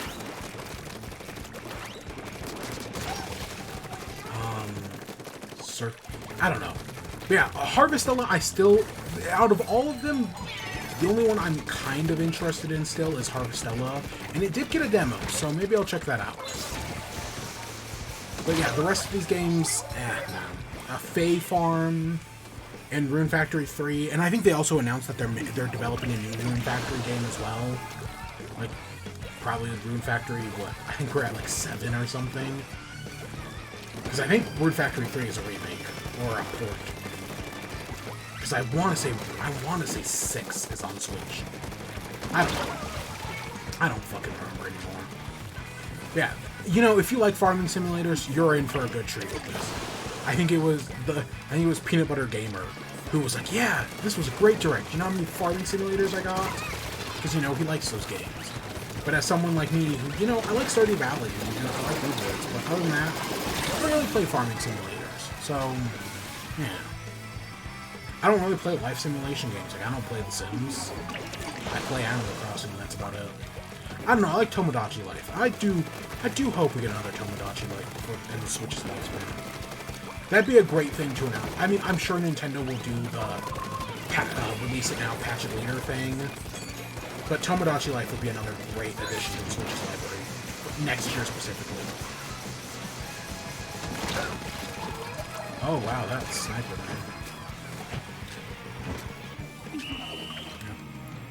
Man. But yeah, that's everything in the Direct. I think it's okay. You know, there were some good... I think part of me realized that while I don't care for RPGs, I like Nintendo RPGs. Right? So, like, they announced, right, Octopath Traveler 2. They announced a bunch of other RPGs. Couldn't give a shit about any of them. Fire Emblem, though, even though I've only ever played 2 Fire Emblem games and beaten 1, that being Awakening. Actually, I own, what was it? Not Fate. I own Fates and I've played Fates. I never beat Fates. Well, Celica. Her name is the girl I couldn't remember her name at the beginning. Her name is Celica. The one with Alum and Celica. I own that game, and I've never played it. I just own it. Yeah, so yeah, I've only ever played 2, and I own 4. Actually 5, counting Fire Emblem Warriors. Oh, I guess they did re-release that one on the Switch. So I guess I own 6. Plus I also own Sacred Stone, or Sacred Sword, or Sacred Stone, or through the 3DS Ambassador program. I own a few Fire Emblem games, but I've only ever really played 2 and beaten 1. But, yeah, I'm fine with more Fire Emblem, because, yeah, it's a Nintendo game. Whereas random Square Enix RPG, I could care less about it. I could care less about random Square Enix game. But Nintendo game? Yeah, go right ahead. Nintendo, or, right, it's, oh god, what's that fucking meme? There's a meme where it's like, yeah, something, it's not like Daniel and the cooler Daniel, but there's like a meme like that. Right, just because it's a Nintendo game, I'm more interested in it, and I'm more inclined to like it. So yeah, that's just something this direct made me realize. But yeah, no, I think Pikmin 4, great announcement. I'm excited for Pikmin 4. Tears of the Kingdom, I think it's a good name. Better than, whatever, the Depth of the Wild. And yeah, I'm excited for that, but I'm still waiting for a big blowout for that. I think everybody is at this point.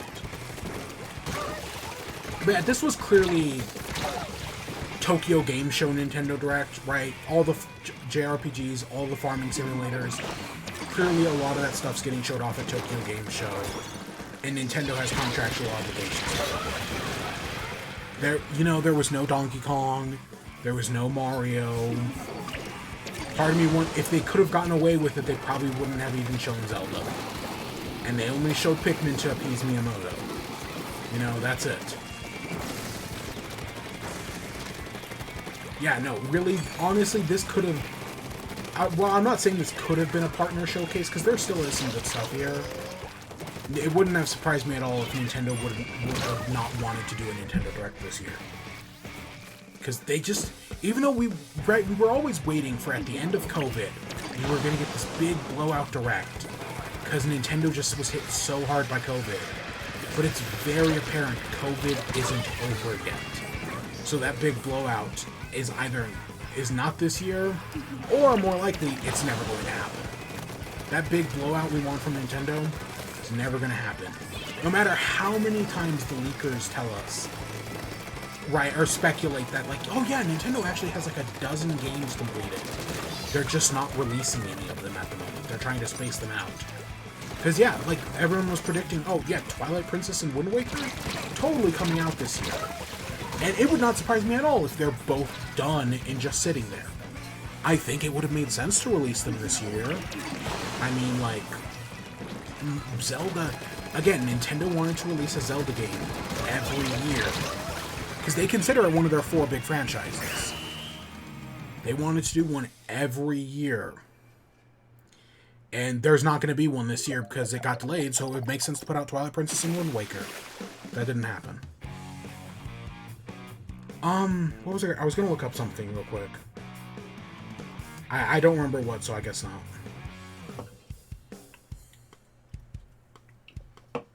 God, we've been going for over an hour and a half. Oh my god. Okay, we're going to rush through some of these next things. I don't know, I was going to look up something and I've already forgotten.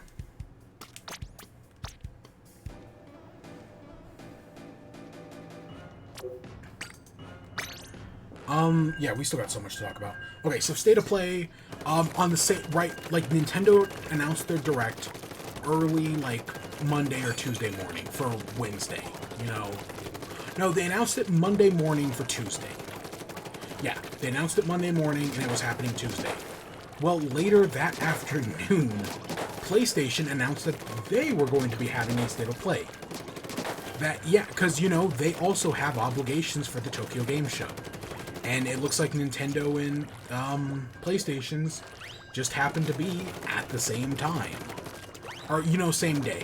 They were, I think PlayStation was actually in the afternoon. I did not watch, like, I watched Nintendo's at, like, my earliest convenience, right? Because I was at work. I watched PlayStation, I don't know, like 3 days later. So just going over some quick things. Tekken 8 got announced, and I'm not talking, like Nintendo, I'm not talking about everything. And we're gonna speed through this.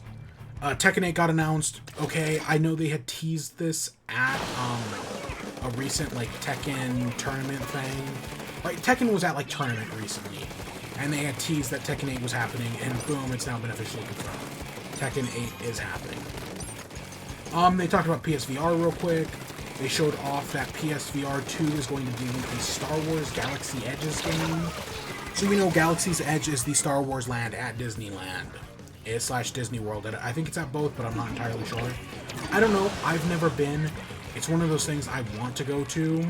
Maybe when I go to Nintendo Land. God, whenever that happens. But yeah, it's one of those things that I am kind of curious about. Because I know people really do like it, but I've never been, so I couldn't tell you. But they're giving it a VR game. So it looks like you'll be able to go to Galaxy's Edge in VR, do the Smuggler's Run, do whatever else the fuck you want to do, you know. Okay, not a bad idea. Not a bad idea for a VR game. I don't know. Star Wars in VR has so much potential, but nothing has ever been able to live up to it. So far, I have never seen anything that impressive with Star Wars in VR. One day it's gonna fucking happen. I think that was on my end. I got one of those communication errors where it was like, hey, this is a communication error, but don't worry, your rank won't go down. Or whatever. But it still fucking counted as a loss for me. That sucked. I hated that. Yeah. They showed off a new, Like a Dragon game. Like a Dragon, Ishin? Ishin. Okay. Cool. I know people really, people like those games. People like Yakuza games. You know, it's a big, popular series. Okay. I still want to play Yakuza Like a Dragon. I have it on... PlayStation gave it away as part of PS Plus last month. And I wanted to play it, and I haven't. Because I know those are, like, Yakuza Like a Dragon is an amazing RPG from what I've heard. Like, it's so good. And I just don't have time for RPGs. But if I did, I will play it. They showed off Hogwarts Legacy. The only reason I'm talking about it here is just as your friendly reminder to fuck J.K. Rowling. She's a terrible person who deserves the absolute worst. Yeah, she's that fucking TERF, man, who is, you know, she's a TERF for sure, but there's a lot of things in those Harry Potter books that are rather questionable. Right, rather questionable, rather fascist. The fact that Harry Potter becomes a fucking cop at the end of the book, not addressing the actual societal issues that created Voldemort in the first place. Yeah, that's all kind of fucked, you know.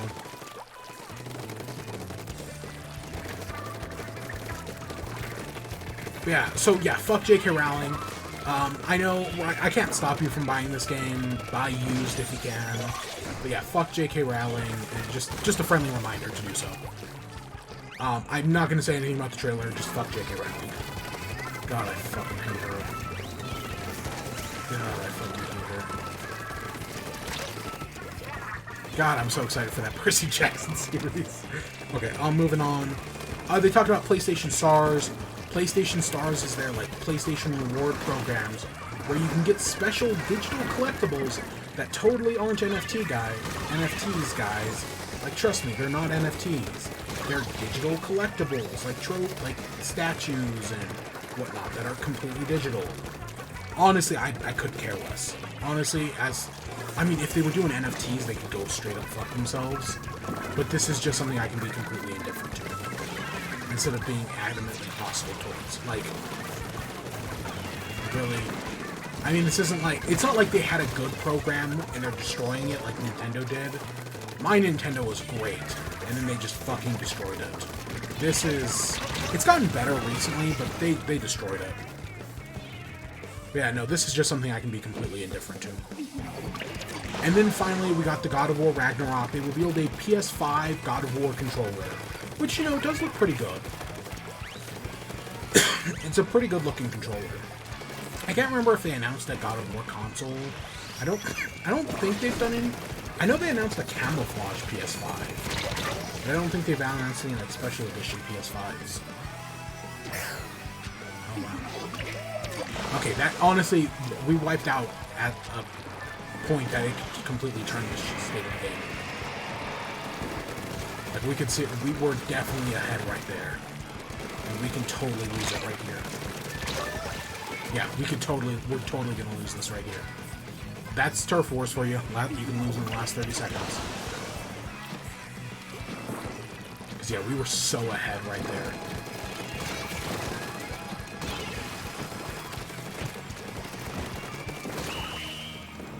But yeah, the new God of War, we got a story trailer, and it looks so fucking cool. I did not beat God of War, 2018. Yeah, it was 2018. I played it, never beat it. Always meant to go back and beat it, but I never did. But this new one, yeah, it looks really good. The bit at the end of the trailer, where, right, it's Thor versus the Leviathan axe. Right, where they are Thor versus Kratos, and he throws the Leviathan axe, Thor throws Mjolnir. That's so fucking cool. Like, we all know it. They know exactly what they're doing. Just fucking awesome. Yeah, no, it looks great. I'm excited for it, but I have to beat God of War 2018 first, which I have not, and maybe I'll get around to, but I also probably might not. I said I was gonna get around to beating Horizon before Forbidden West came out, and that didn't fucking happen. So, yeah, I really should though. And then the final thing I want to talk about, this technically wasn't part of the showcase, but I need to talk about it at some point. That when talking about PlayStation VR, PlayStation came out and said that PSVR 1, so right, the current PSVR, those games will not work on PSVR 2. That because PSVR and PSVR 2 have different, like, tracking methods to, like, you know, track head and motion controller and whatnot, games that work on one version will not work on the new version. Now, I'm sure developers will be able to update their games to work on the new version if they want to, but there's no guarantee that will happen. So part of me is actually glad I have been able to play games on PSVR, because a lot of the games I wanted to play on PSVR 2, were PSVR 1 games, and now I know that they're not going to work on the new one. So, yeah. This is, I mean, come on, like, this fucking sucks. I mean, come on, this is just how consoles work, right? We've been dealing with this. Backwards compatibility, sometimes it's a thing, sometimes it's not. This is an example where it's not. But hey, maybe the original PSVR will be cheaper. I've definitely seen it, the past, like, 6 months, I've seen it on sale a bunch. Right, it's out there on, I think it's like $250, so that's still a good chunk of change. That's more than a Switch Lite. But yeah. The state of play was, you know, it was, the God of War thing was really cool. There were some other, like, Tokyo Game Show, so there were RPGs that I did not give a shit about. But yeah, so that was a thing. Yeah, you know, the God of War stuff is cool. The God of War trailer is what I want from the Zelda trailer. And hopefully we will get a Zelda trailer like that. Because God of War is, what, 2 months away? Hopefully, like I said, in January or February, we'll get a Zelda trailer that is on this level. Do I think this God of War trailer is like one of the best trailers of all time? No, but it's still really good. I can't even... Other than Zelda, I cannot even remember my favorite trailers of all time. You know, that January trailer for Breath of the Wild from January 2017, that one's amazing. But honestly, I know I have other favorites, but I can't think of any of them.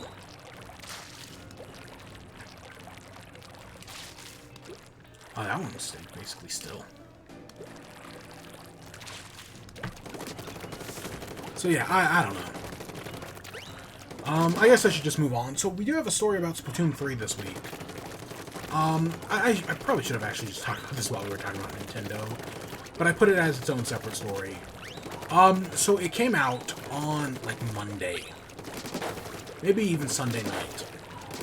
I think it was Monday, though. That Splatoon 3 has sold, I'm gonna get the exact number, 3.45 million copies in just Japan alone. Just to put that into perspective, that makes it the most sales of any game in Japan. The only other games that get close are Dragon Quest III, which is infamous because I think it was Dragon Quest. It might have been Dragon Quest II, but I think it was Dragon Quest III. Oh, did I not queue? I thought I queued up the lobby. I was waiting for that. Dragon Quest III is infamous because so many people took off work that day that Dragon Quest is no longer allowed to release games outside of, like, specific days. I want to say they can only release it on, like, a Friday or something like there's some, or maybe it's that they can't release games on Fridays or something. There's some sort of law, there's a law in Japan that Dragon Quest can only release games on certain days because of just how many copies it sold. But Dragon Quest is one, and I want to say the other one is Final Fantasy VII. Like, those are the only two games that come even close to matching that number of, like, initial, like, first day sales. There was, like, I want to say there was, like, one other one by Nintendo that, like, broke the, I don't think it was Breath of the Wild, but it might have been. I don't think it was, though. That doesn't sound right, actually. There was another Nintendo game I want to say in there. Right, and, like, Splatoon, and I think Splatoon is now, like, the best-selling opening weekend in Japan.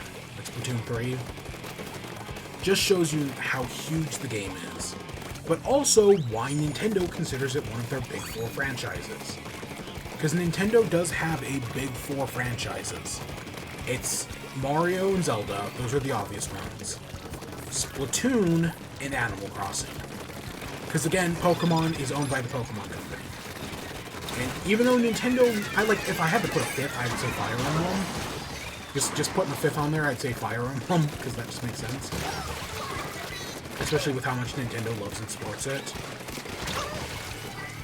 But yeah, that Splatoon is one of Nintendo's big, even though it's only 3 games in, it's one of Nintendo's biggest franchises.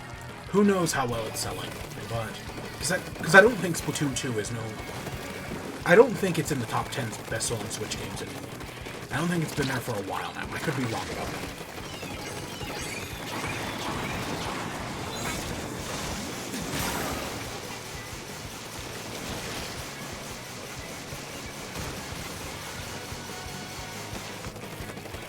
Yeah, so Splatoon 3 is doing extremely well. It'll presumably, we don't even know what it's selling outside of Japan. We just know those are the numbers in Japan. It's doing really well. So I expect it to keep selling extremely well, and I expect it to have done well outside the West. I know it's basically Nintendo Call of Duty. We've all seen the meme that Lonely Goomba created, where it's, right, Nintendo fans mocking Call of Duty for releasing the same game 3 years in a row, and Splatoon being the same thing. It's technically not a perfect comparison, because Call of Duty releases yearly, whereas it's been, 6 years since Splatoon 2? But it's still, he's still right about it. Pokemon, though, is a perfect one-for-one comparison. Like, Pokemon is the prototype for Call of Duty. Like, no joke. Yeah. Yeah, it's Splatoon 3 selling really well. Next up, so this was, when I first saw this story, I thought it was a fucking joke. I'll admit, I thought it was a joke. And it might still be, but I don't think it is. And that is that, Blizzard is shutting down the servers for Overwatch in October. So, right, all your skins, everything you've collected in Overwatch, well, Overwatch 2 is about to come out, so guess what? They're shutting down the original Overwatch. No more there. No more Overwatch. If you want to play Overwatch, you gotta play Overwatch 2. You know, did you know the servers for Splatoon 1 are still up? They probably won't be in, I want to say, like, March of next year. I think they get shut down in March. But the servers for the original fucking Splatoon are still up. And the third game just came out. Overwatch, I don't even know if Overwatch 2 has fully come out yet. And they're already shutting down the servers for Overwatch, the original game. Which people did vastly prefer. I know, like, someone made a joke, like, they announced a new, like, Overwatch character, like this healer ninja or girl or whatever. And, of course, people's first thought was like, oh, can't wait to see all the Rule 34 artists make porn of her. And then you know what happened? Nobody did. Nobody made porn of her. Gasp. Because people don't give a fucking shit about Overwatch anymore. Right? Like, you can... Like, I know I've joked before about how you can judge the size of a fandom based on how much people are writing fan fiction about it. Not that many people write fan fiction about Avatar. Not Avatar The Last Airbender, the James Cameron movie. So, as a result, I mean, how much... Like, financially, it's got a huge impact. But culturally... It's a great example, and I think Overwatch is, right, like, Overwatch is huge, but Overwatch 2, nobody gives a shit about. Nobody, you can right? Like, you'd expect to see people drawing a bunch of Rule 34 of these characters, of this new one, and nobody fucking cares. So yeah, is this the death nail for Overwatch? Kind of. Especially because this character costs, like, $40 or something like that.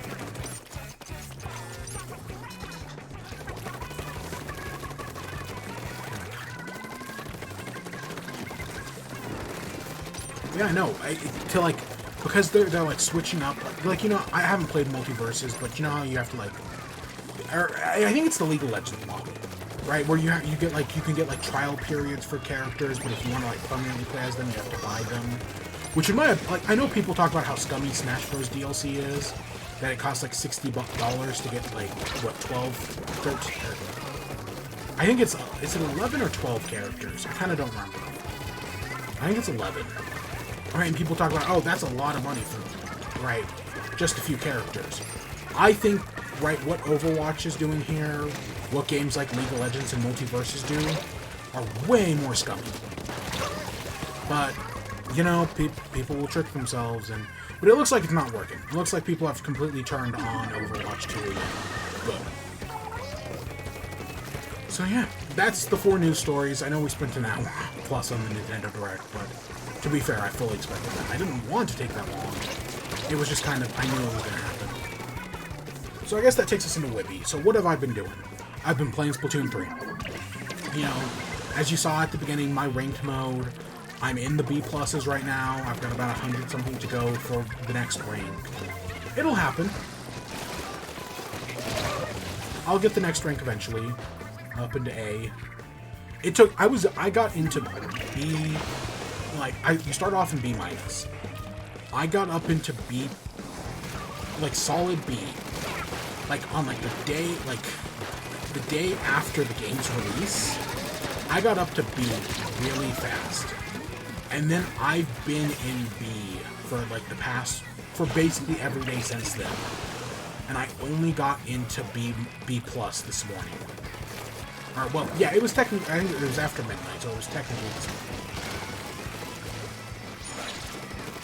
So yeah, I've been stuck in B. I was stuck in B for... I know, oh, the game only just came out, so you were stuck for less than a week. And yeah, fair. But yeah, I was finally able to, you know, win enough matches. I've been mostly using my Splooshomatic here. I've had some great fucking matches with my Splooshomatic. I've had some terrible matches. Again, tower control. Splooshomatic is not a good tower control weapon, at least how I play it. But it's working great at Splash Zones. It's working so good at Splash Zones. Oh my god. Oh, so close. I've been doing Salmon Run. I've been playing Salmon Run as well. I've been doing that every other day, I think is when the maps update. Very fun. Salmon runs fantastic. You know, it's still very good. I did finally fight... I fought Kozuna, the giant, like, Godzilla salmonid. I fought it, like, a dozen times. It's... not... a half a dozen, I mean. I fought it, like, 6 times. And, I've beaten it... I think I've lost to it more than... Yeah, I've lost to it... I want to say 3 of the 6, so it's about 50-50 right now for me. I don't know. I don't know why it's not working. But it has not... Kozuna has not been going well for me. And that's how you get those, like, bronze, silver, and gold clams, is by beating Kozuna. The better you do on that, you can get those bronze, gold, and silver clams. And those are important for buying all, like, the fancy gears and trophies and whatnot. But I don't have that many of them, so that kind of sucks. I don't have a single gold. I think I only have like 2 silver. Yeah, I've mostly been playing online. Admittedly, of my time spent online, it's been ranked mode, right? It's been Splat Zones.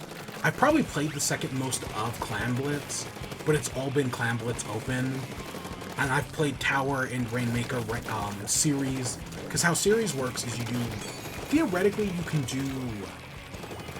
I want to say you could do probably 7 matches.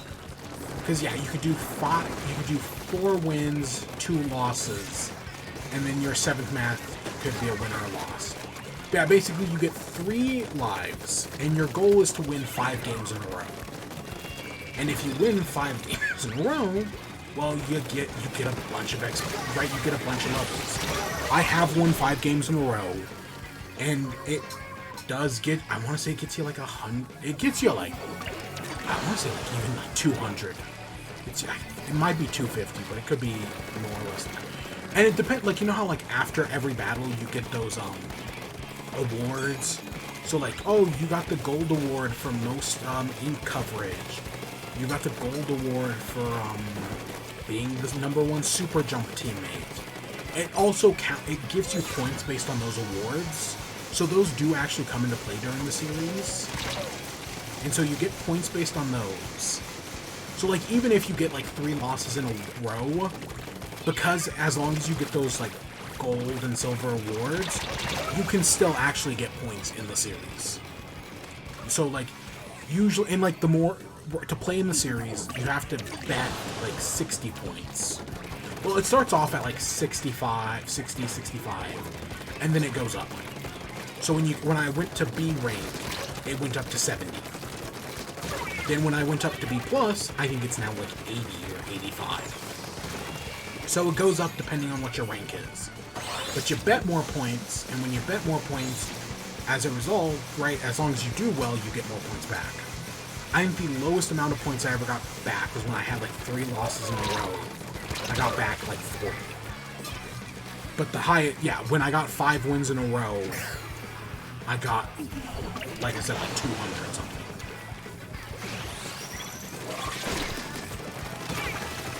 So yeah, it does all stack up.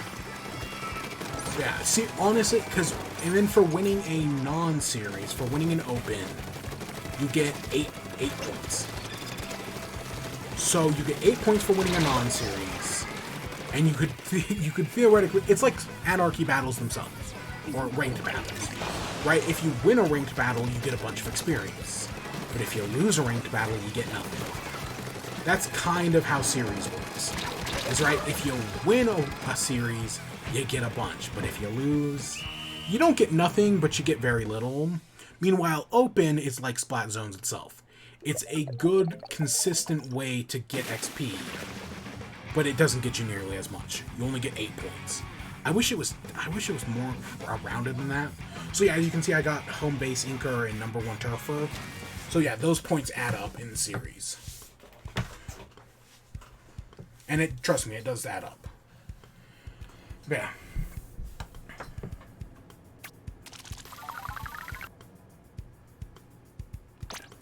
But so other than that, I still haven't touched the story mode because we're going to do the story mode on stream. The problem is I just haven't had the time. I've been very busy this week. And I'll probably be very busy next week. So I just haven't had the time to do that. Just being completely honest. I also haven't touched Table Turf Wars. I'm waiting to do that on stream, but I will do it on stream eventually. Don't know when, but I will. We'll look at that. I would say we look at it tonight, but probably not. Because I don't want this. I don't want to go for more than like another hour tonight, and we've got some shit to do still. The other thing. So I did not play Ooblitz.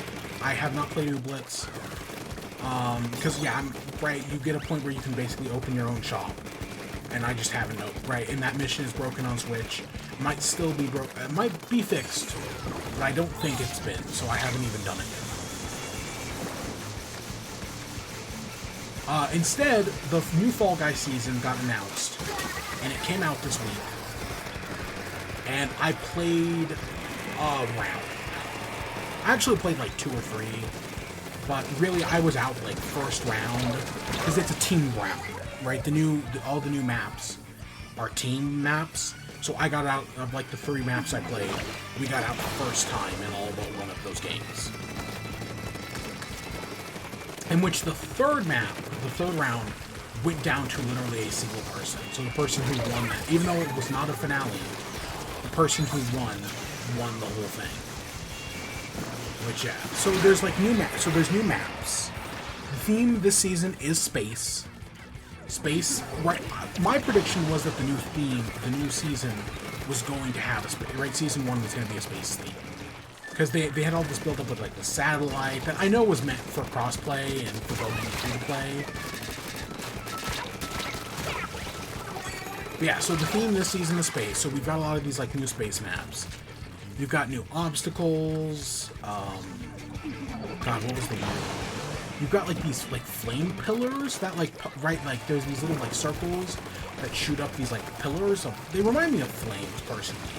But you know, they can be used to like block the player from like advancing, but they can also like fling the player. So they can also be used as like projectile, right? To like turn the player into a projectile, right? Like a hammer or something.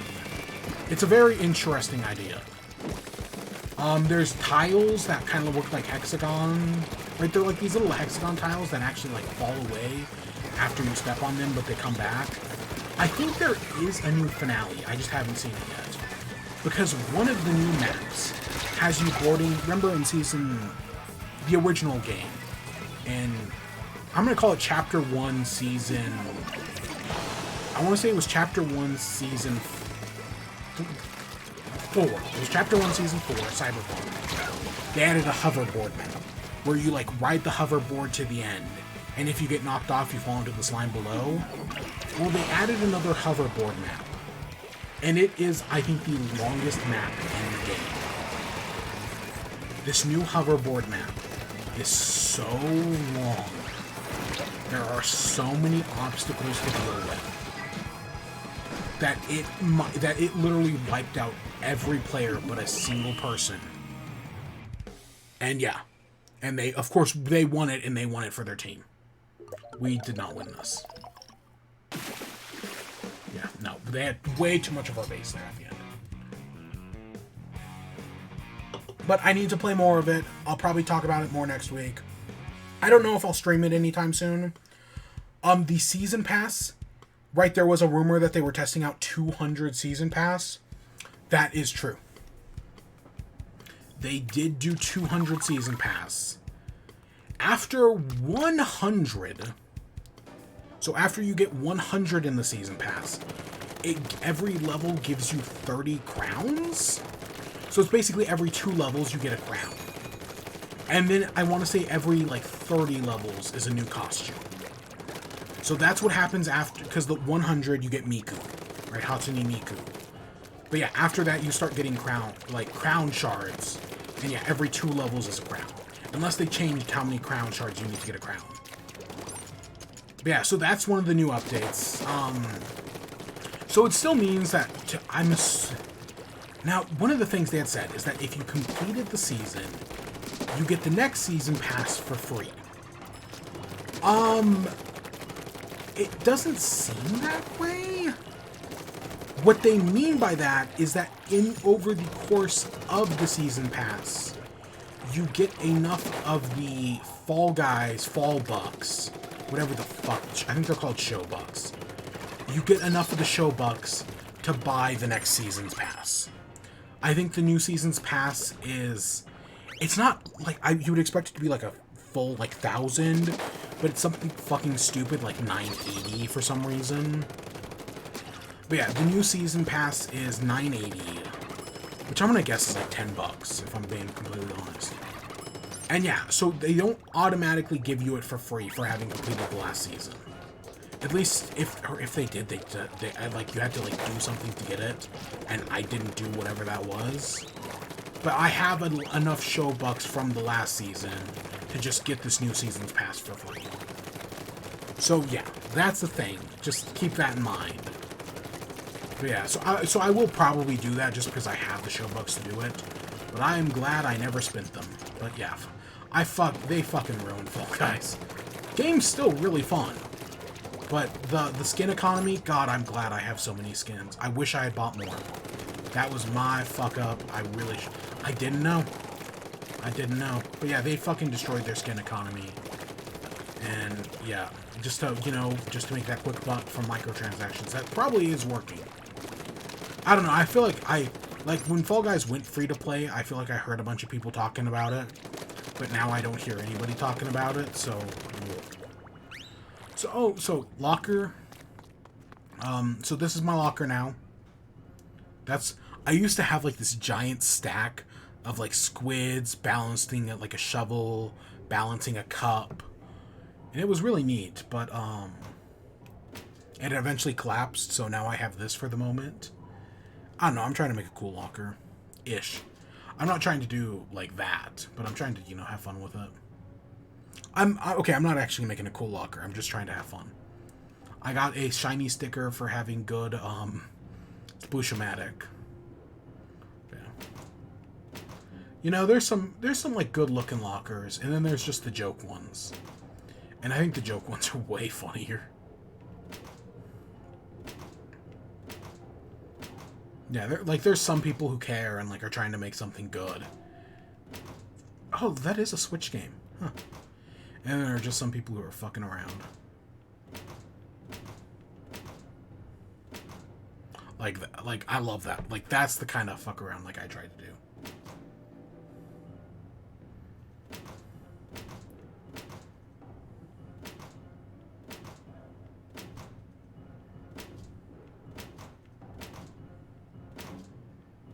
I've seen some cool stuff. Yeah. So yeah, it's a lot of fun, you know.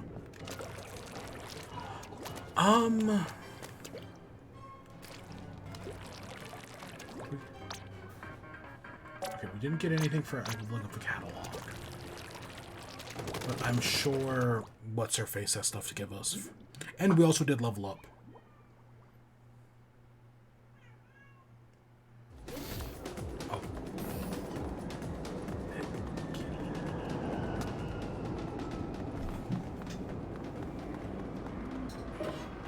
What did we get for what new items got unlocked?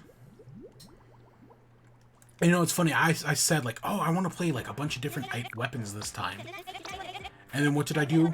I just went right back to the Sploosh-O-Matic because I love the Sploosh-O-Matic so much. Like, remember how I said, oh, I'm excited to play the Dapple dualies, right? Like, they're basically dually .52 gals. I'm excited to play those. And yeah.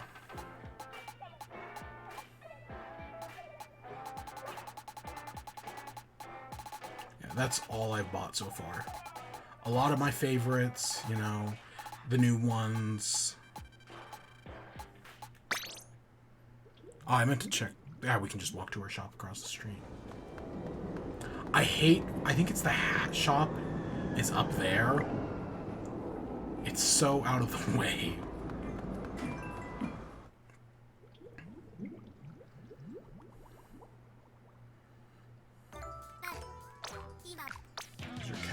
Oh, we got glasses. Oh, she was playing with an Ultra Hand.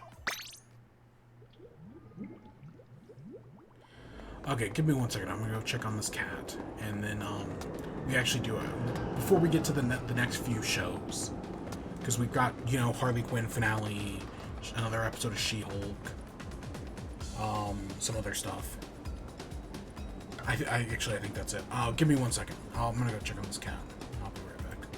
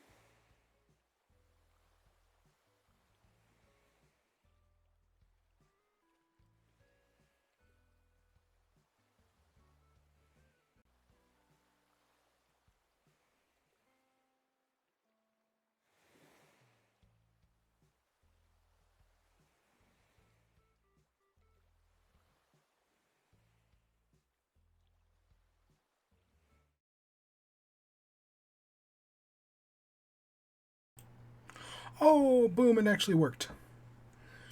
Cool. I did not know if that was gonna work. So here we are, late at night, and it's time for Amiibo unboxing. I'm gonna make this quick because we got a lot. But is there any way I can? It's gonna be in the way no matter what I do. Like, let's be honest here. But we got Amiibos to unbox. We've got Steve and Alex. So these came out last week. And I was like, oh yeah, okay, cool. They came out the same day as Splatoon. And then Best Buy, their shipment was delayed. So I didn't get these until yesterday. They took forever to get in. Right? But then, also went up at Best Buy, The Boy. Now, when the Splatoon 2 Inkling Amiibos came out, I had the Splatoon 1 Inkling Amiibo. So I was like, I have no reason to get this.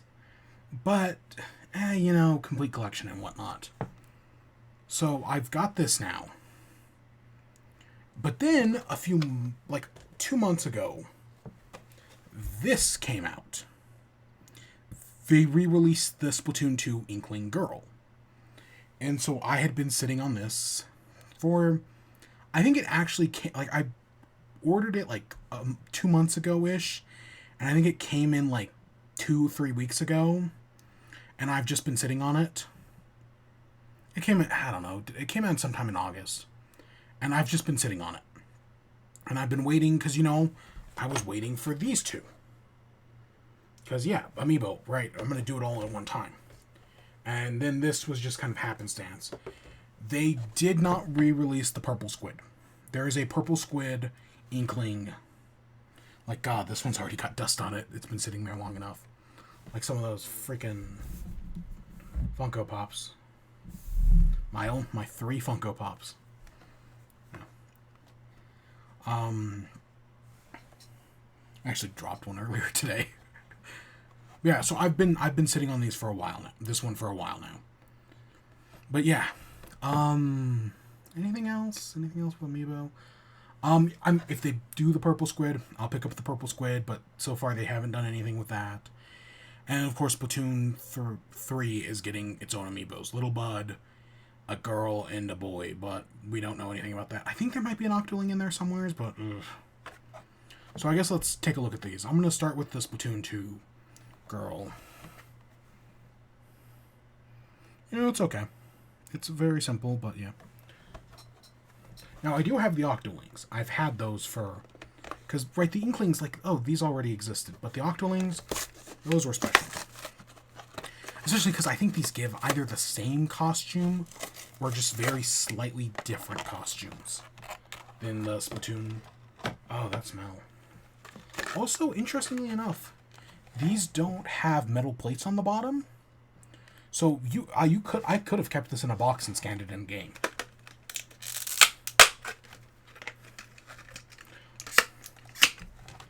I'm going to. God, the one thing I have my trash can. God, I should have taken out the trash earlier. My trash can is completely full.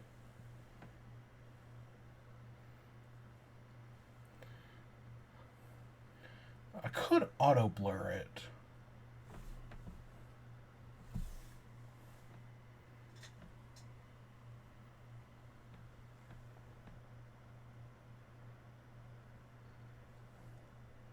It's not bad. Not bad at all. It's very simple. You know, it's got the dualies, the signature weapon of the game. I hope the girl for 3 has a bow. I can't remember. But yeah, like, you'd expect the Amiibos to have, like, the signature weapons. Splatoon, right, this signature weapon was the dualies. The boy should have had a Brella. But Brella hadn't been announced by that point. So, yeah. Because I think the original Splatoon girl had just normal gun. Right, like this guy. He has normal gun. I don't know. This one, honestly, this one's kind of whatever.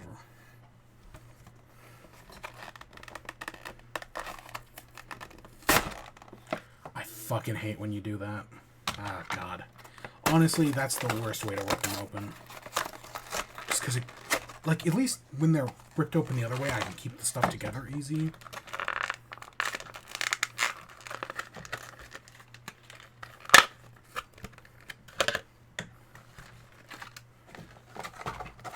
This, when I do it like this, it just creates a mess. God, I've got no room for these in the tray. I'll figure out something. I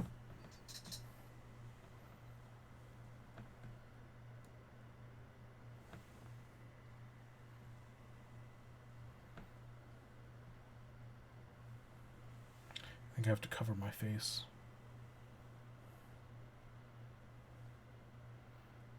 Come on.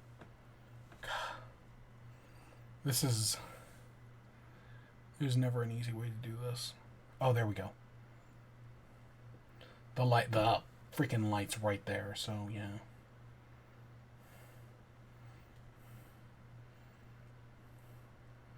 This is what you get with a camera autofocus. Oh. Go back down. Oh, stupid ring lights.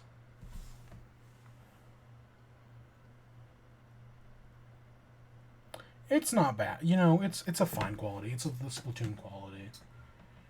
You know, it's what you'd expect. So we got those two. You know, Amiibos. And then we got the dub. I fucking love that this thing... I love that they did both Steve and Alex. Like, it annoys me they didn't do both Byleths. Right? Like, Byleth, male and female, don't get separate ones. But fucking Steve and Alex get separate ones. And it's interesting because you can see the difference between Steve and Alex. Steve has... right? Because in the actual game, the only difference between Steve and Alex is that Steve has fatter arms than Alex. Alex's arms are... I want to say Steve's arms are like 8 pixels or something. And Alex's are like 6. And that might not even be correct. But it's something like that. Just trust me. It's the only difference, and you can actually see it in the amiibos. Steve's arms are just slightly fatter than Alex. It's also interesting that you see the you can actually see the slit between the legs in the arms. Like, they're not actually completely, like, pressed together. They actually are, like, separate things. There's literally zero reason for them to have done that. They could have just made them, like, straight, blocky figures, but no. They actually did make them separate. Why? I have no idea. Honestly, I think these are some of, like, all the Minecraft figures I've seen and whatnot. Honestly, these are probably some of the best. Like, quality-wise, Amiibos are top-notch quality, as always. And visually, they just do a great... Like, yeah, they're not perfect. Like, you can see on Steve, right, the actual, like, in-game character versus the pixel representation. They are different, right? Like, there's a lot more pixels in the face with varying colors. You can see the goatee, though. And it's a goatee. It's a goatee, yeah. You can see the goatee in the 5 o'clock shadow, yeah. But yeah, no, honestly, these look very good. Like, I remember when Steve was announced to come to Smash Bros., you had a lot of people struggling to adapt Steve and Alex into their art style. Honestly, I think the best solution was always just to copy and paste the model. Like, just don't do Steve and Alex in your art style. There was one artist who adapted them perfectly. And sadly, they have since deleted that art. I went looking for it the other day, just because, you know, when I picked these up, I was like, oh god, I remember that artwork. It was so good. Nope, no longer exists. They have since deleted their Twitter account. So, yeah. I was able to find their backup. Like, they had it, like, they moved over to a different account, and I was able to find that one. But their original thing, nope, doesn't exist anymore, so that's sad.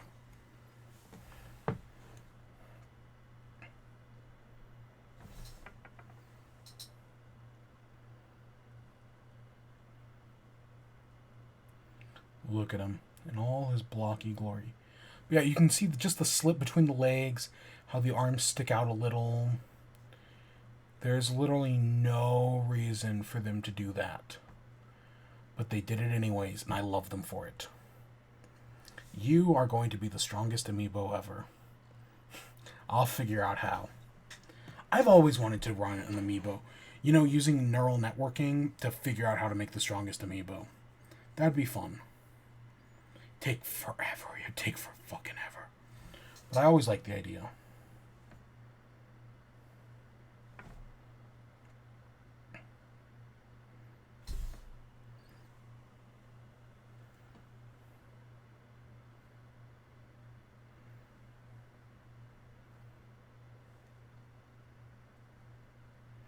You know, you think they'd be big and blocky enough that it would just automatically take the focus, but no.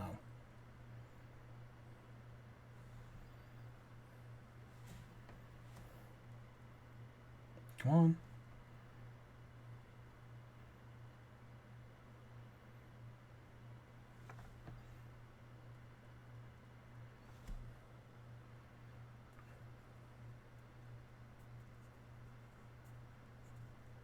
Yeah. Honestly, there's no... Like I said, there's no... Like, Byleth has a different design. Oh, the multiplayer map's just updated. Byleth has a different design. Right? Like, Pyra and Mithra are getting separates. There is no reason for Steve and Alex to get separates. Is there an easy way to show this? Are they the same? They look different, but when I put them over each other, they are. There's a... This arm is 3 pixels. This one is 4. Again, I think the actual in-games are different. I want to say the in-games are 8. But you know, this simplified version, 3 and 4. So you do see the difference there. I know it's really hard to see, but trust me, there is a difference. Trust me. So yeah, like, maybe that's why they did it, just because the models are so simple that it's so... I would have liked if they charged less money for them. Because I still think they were, what, $15 each? I'm glad they didn't do a individual packs, though. I'm glad they did a double... Because normally they only do double packs in Japan. So I'm glad they did a double pack. I hope they do the same thing for Pyra and Mithra. They probably won't, but I hope they do. We still don't know if we're getting Sora amiibo. I hope we do, but we still don't know. But yeah, Steve and Alex. The weirdest... Again, I remember like wondering if we were even going to get Microsoft amiibo. And I love that these stupid things exist. This is the only piece of Minecraft merchandise I have ever bought. Because I never bought into any of that like tube hero bullshit. I never bought a styrofoam diamond sword. Nope, never did any of it. But this, you know, I have to have the collection. So yeah, these are things that exist. They're very light, honestly. They're very, like, compared to these are way... This is probably as heavy as both of these. So, yeah. But yeah, that was Amiibo unboxing. You know, it happens usually every, like, 2-3 months. I'm sure I'm sure they will announce that Sephiroth's coming out in, like, December-ish. Around the same time they do the other Splatoon Amiibos. I'm sure that will happen. But, yeah. Alright, let's get... give me 1 minute to go find a place to put with these boxes, because now they're all in my work area. And then we'll be right back.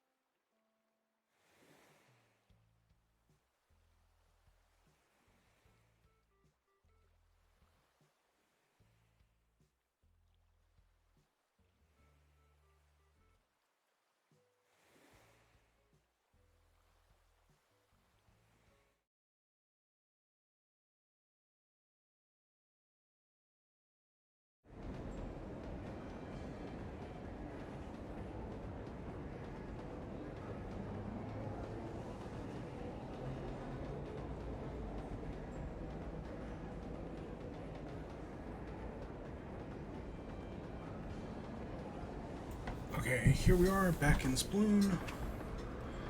I guess we could...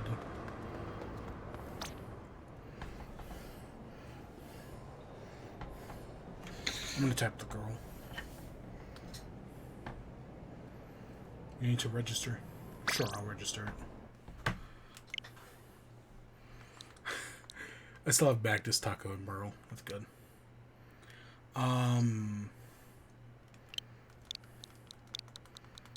Grill. Because it is a grill.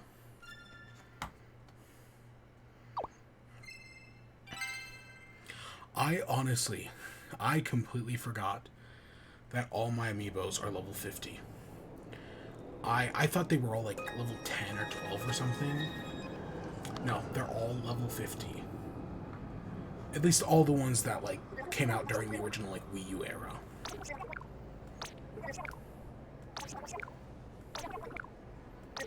Control settings and gears. Yeah, sure.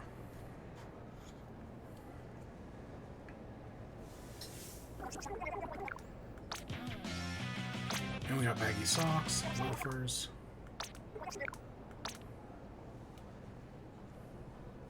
Can we take a photo? Oh. Photo mode, press minus. Oh, that's it. So it looks like we got, what, shoes? Now, I do not know if they give us both, because I know one Inkling girl gives one shoes, and other Inkling girl gives other shoes. So I'm not sure if that is same shoes. Yeah. So we got 2 shoe. They seem to be the same. Yeah, okay. Okay, so that's a thing.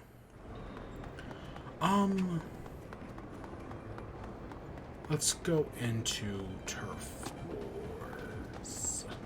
Alright, let's go into Samurai. The multiplayer maps did update.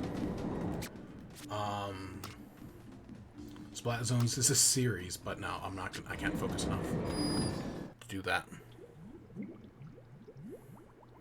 God, it's too late already.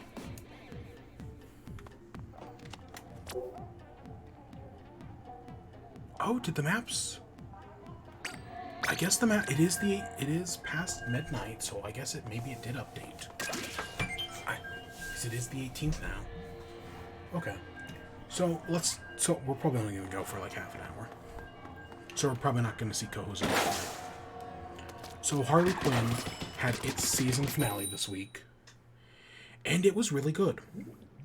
So right where we left off, Harley had ruined Ivy's plan to, terraform Gotham.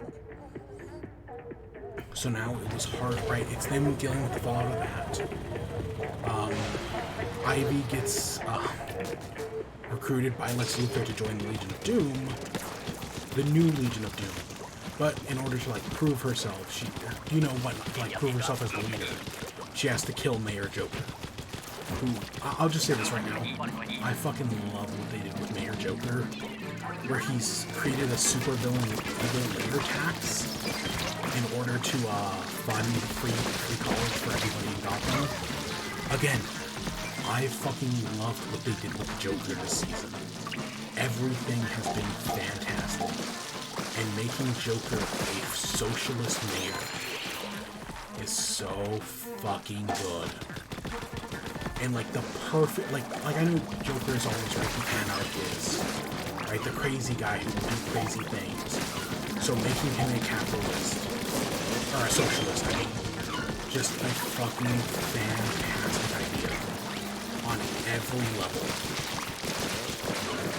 God, I love this show. God, this show's so fucking good.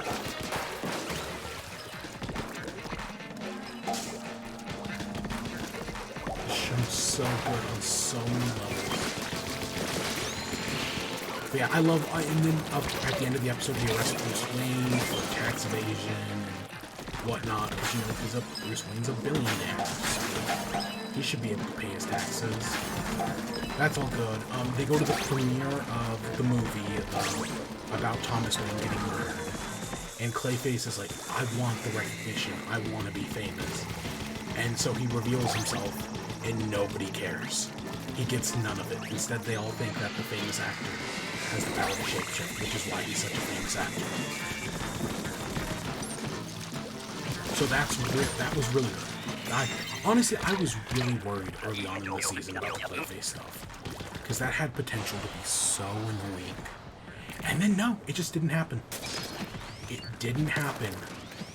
So I really like that. They could have easily ruined it, and they didn't. So great. Then I talked about how there's a new Harley Quinn comic. I have read it, and in it they give the daughter. So I know this happened in the animated series. I'm assuming it also happened in the comics. At one point, Clayface has a daughter. Right, he uses his clay to make a child, so that way, right, that could go around and spy on Gotham without being detected. They did that in the most recent Harley Quinn comic, and it's oh, that has potential to be fun if they bring that in next season. Because I guess after the events of him becoming famous, he goes to Vegas, and it doesn't work out, but to get sympathy, he creates himself a daughter, so that sounds fun. And she's not like a child. Like, I think she starts off as a teenager, but then becomes like a young adult. I think she's really gets stripped up, if I'm being honest. Because yeah, she is a young adult. You know, she was just created. And then there was that whole thing with Clayface's hand that I'd kind of completely forgotten about, but that was a thing that did happen after all, with King Morty.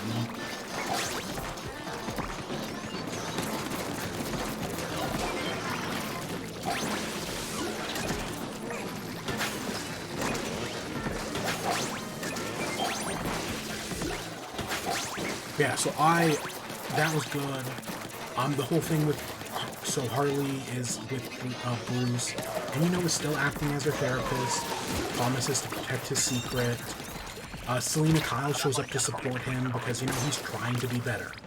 And even though they're not dating anymore, if they're gonna be friends or whatnot, right, she knows it's hard for him, so she's going to support him. That was great. That was a great thing. But yeah, no, I'm super excited for, you know, Harley, because Harley and Ivy are going separate places, right? Ivy's, right, my prediction for the season was Ivy, you know, starting her hero redemption. Instead, Harley is doing her hero redemption arc, until, you know, probably like anti-hero or something. You know, like it's gonna be anti-hero, but you know, she's trying to discover herself.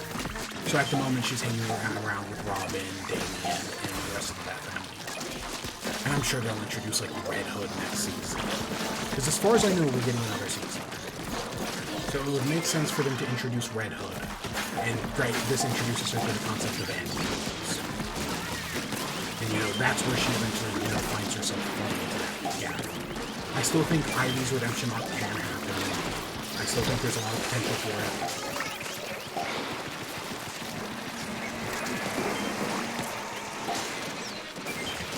So yeah, I still think this is a fantastic show. This season, well, I don't think it started off the strongest in the world. It definitely did get there. It took like an episode or two, but once it did, it was so good.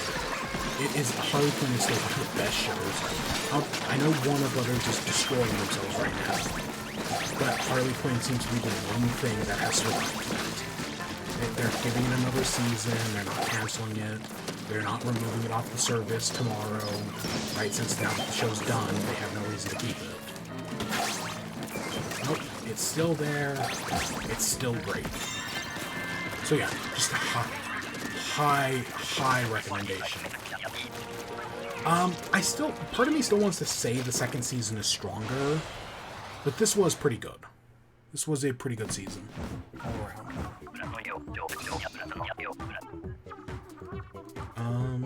Okay, that round of salmon went pretty well. Probably do one more. Yeah, God, I said I didn't want to go 3 hours, and what did we do? We went 3 hours. I'm still only a professional part-timer. So, you know, I'm working on it. So, She-Hulk episode 5 came out. So last time, where the last episode left off, Titania was suing She-Hulk for infringement of copyright because she copyrighted the name She-Hulk. And so yeah, we get a lot of that like multi-level marketing bullshit where Titania's using the name to sound like diet pills and like facial creamers. You know, if I didn't know any better, I'd say they were making fun of fucking Gwyneth Paltrow and her goop. Right? It's shit like that.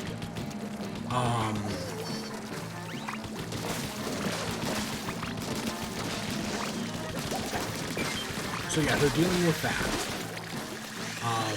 And so that's the A-plot, and like She-Hulk gets Jennifer Walters gets a lawyer to represent her against Titania. And the lawyer, to my understanding, is being played by the woman who played Angelica in Hamilton. To my understanding, that's what I've been told. Which that's good cat. I mean, she does a fantastic job. Right, the lawyer who represents her. One of the things that was in the trailer was She-Hulk using Tinder to date men. And I was like, that's a really funny joke, right? I like that joke. That's very on brand for She-Hulk as a character. Like, I would 100% believe that's something that happens in comics. Just from what I know of the character. I mean, of course it was comics, so they didn't use Tinder, but no, She-Hulk using her powers to get a boyfriend. And I was like, oh, that's all it was. It was this joke. No, it actually has plot relevance. Because they have to use her dating profile as proof that she has, she's been using the name She-Hulk. And so that way Titania couldn't just steal it. So that's the proof they use. And she invites all of the guys she went on dates with up to basically humiliate her. It's really fucking good. God, this show is so... This show better get more seasons. I'm gonna be so disappointed. Like, I know, oh, well, she's gonna be an Avenger. Yeah, sure. I still want the show to have more seasons. It's well written, it's funny, it's really good. I have thoroughly enjoyed She-Hulk. Meanwhile, the B plot is her friend, her paralegal, and one of the other lawyers are trying to get her a costume. And, admittedly, she just wants a better suit, but they're trying to get her a superhero costume. So they go to this guy who can get them merch, and he has bootleg Avengers merch, the Avengers. But he eventually leads them to a guy called the Drip Broker, which I know is playing off of the Power Broker, who is Sharon Carter in the TV show, in the Falcon and Winter Soldier. But I fucking love the name, the Drip Broker. It's both a great play on it, but I think it's also funny. So yeah, I'm all aboard for this Drip Broker. I think that's great.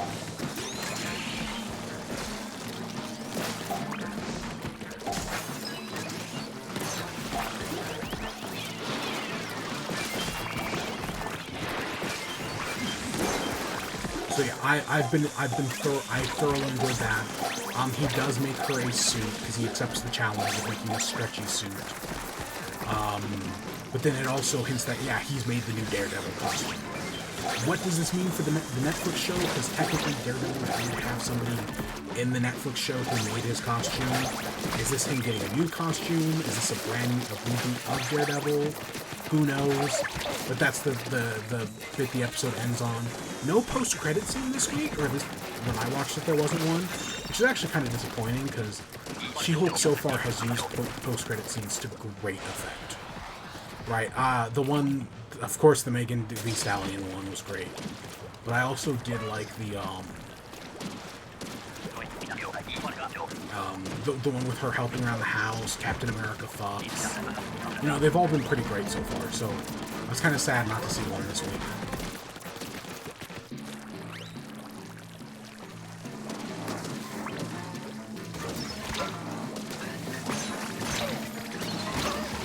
Yeah, so, yeah, it was another good episode.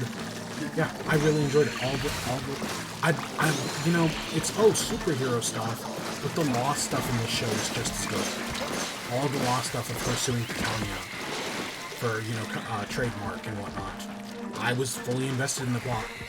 The B plot, not as much, but, again, you can see. I like to think I can see the influence. I don't know if I can.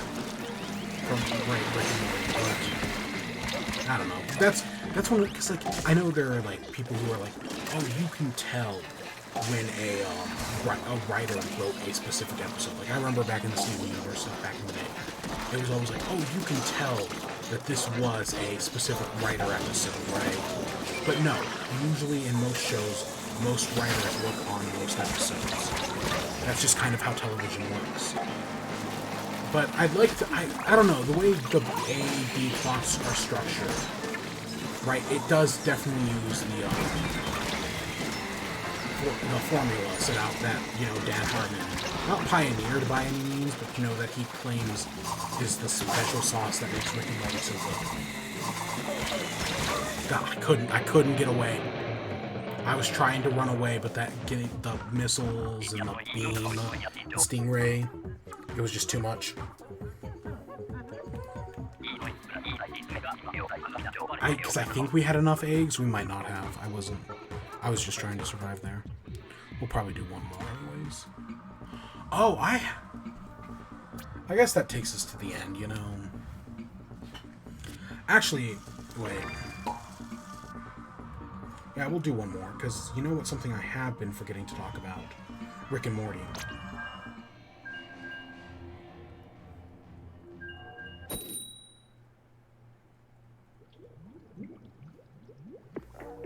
So, Rick and Morty, I've been, the season 7, I think it's 7, premiered recently. I keep forgetting, I forgot to talk about it last week, and I almost forgot to talk about it this week. But, season 7 premiered. I think it's okay, right? The first episode, with them resetting the portal fluid, was a good idea. I love finding out that, yeah, the Jerry they have is from Jerry Worry. I loved, season 2 Jerry, right, that still had all the marital issues and whatnot. It really does put into perspective how much things have changed in the show. And then, of course, Mr. Frugals, or whatever. Mr. Fungles. I think it was called Mr. Fungles. Hi, Mr. Fungles. Right, that's a good idea. Right, resetting the universe again is great. Of course, the Rickest Rick, or whatever they call him. Yeah, I don't think we talked about this last week. I kind of don't remember, but I don't think we did. Yeah, the Rickest Rick who killed Diane and Beth in Rick's original universe, going after him, failing to capture him. Presumably he's gonna come back. I mean, this show could bring anything back. They could also just let anything fail and, like, never be seen again. I'm honestly surprised they gave Evil Morty a big of a payoff as they did. Just being completely honest. Because they really had no reason to. I mean, really, the joke payoff from the train episode was really all they had to do. But no, now the central finite curve is gone.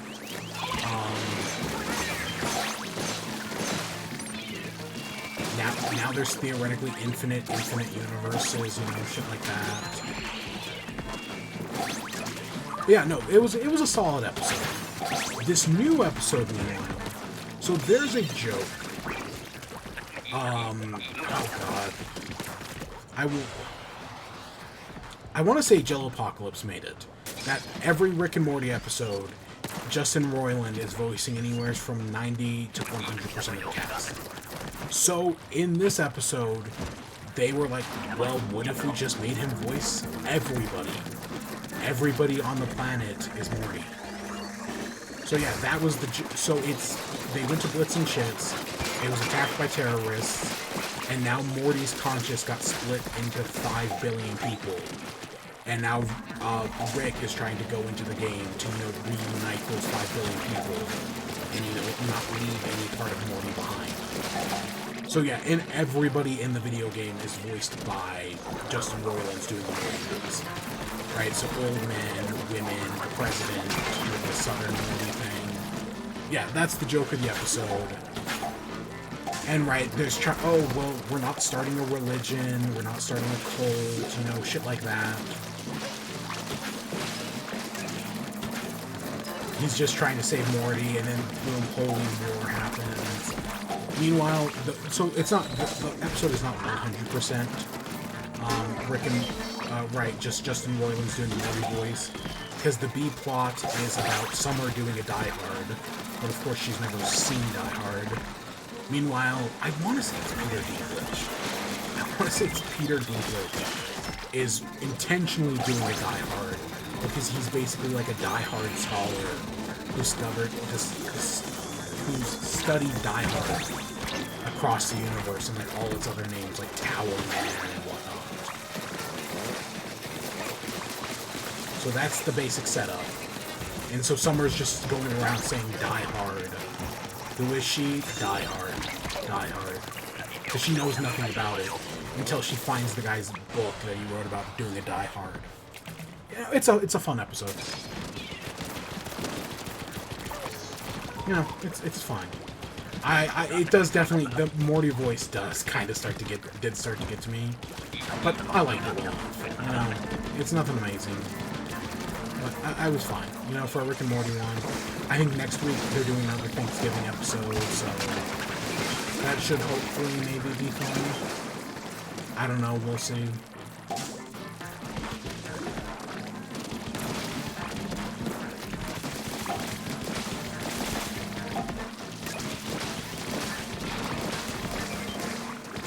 The weapons in this run of Salmon are so much better than the last ones. The last ones we had freaking... oh god, what did we have? Oh, it was fucking Tri-Stinger, Dynamo Roller, Mini Splatling, and like one other thing. I don't think it was the Super Scope, but it was... the Splatter Shock Throw, I don't remember what the other weapon was, but there was one other weapon. And it was like, oh god, this is the set we're working with? I don't think it was a bucket. It might have been a bucket. It might have been a something.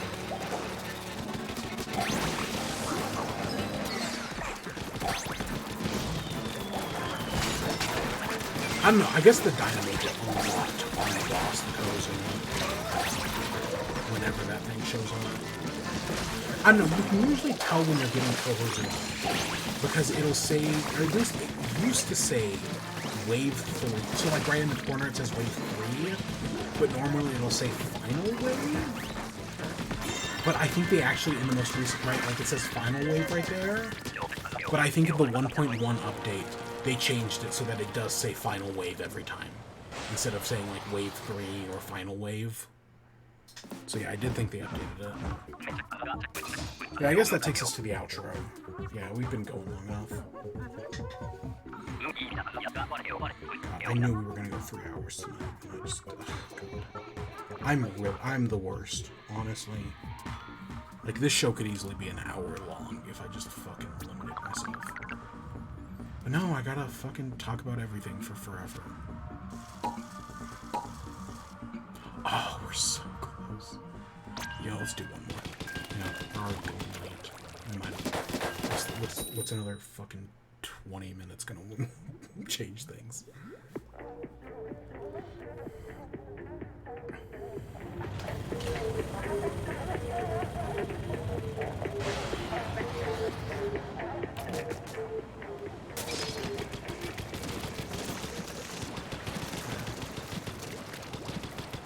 Yeah, you know, I've just been playing Splatoon, man. It's still a fan. Like, yeah, did the game justify its existence? No. Does that change the fact that the game is fun? No.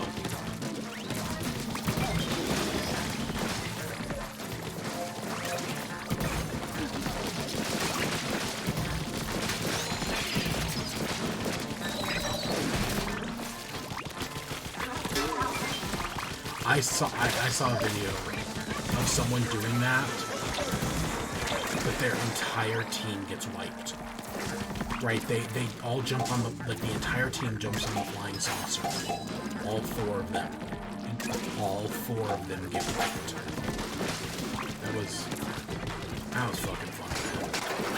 I also loved the one that was it was some guy killing one of the gold salmon ants and getting like, I think the max eggs is like 10, so they got either like 8 or 10. And it was right next to the basket, so they were just feeding eggs into the basket. And it was the Reba McEntire, a single mom who works 2 jobs. And it was just really funny.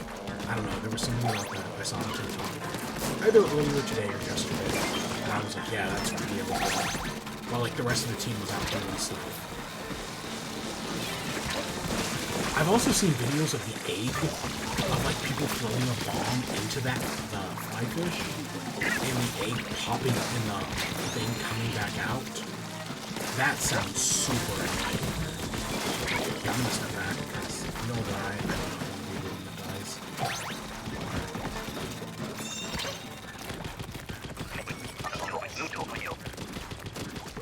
I always try to work towards the glitter, right? When I play, I try to work towards the glittering reward. Admittedly, it's going well today, better than it did yesterday. I kind of forgot the brush was even in this. Because, yeah, I still don't know the best way to take off Kohozuna. I think it's Kohozuna. That sounds right to me. Either way, I think Godzilla Salmonid's really cool.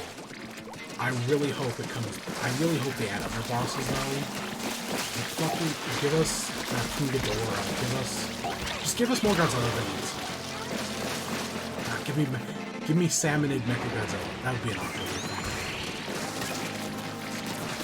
That would be 100%. Salmonid Godzilla is an awesome thing.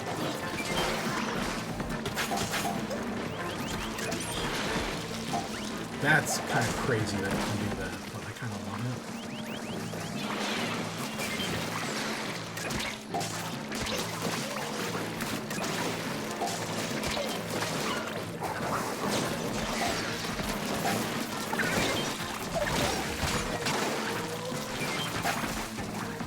Well, then again, I know it is canon in Splatoon that the Salmonids get technology from the operations in exchange for power eggs.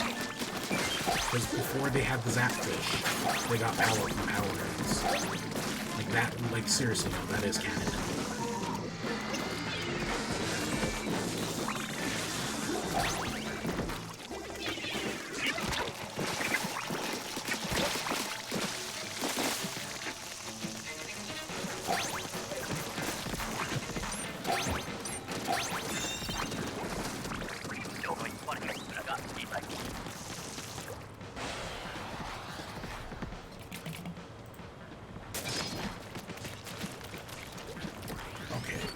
So, I don't think we're going to get Kohozuna, but if we do, that leaves me with the Selection Machine, which is not the worst weapon I could have here anymore.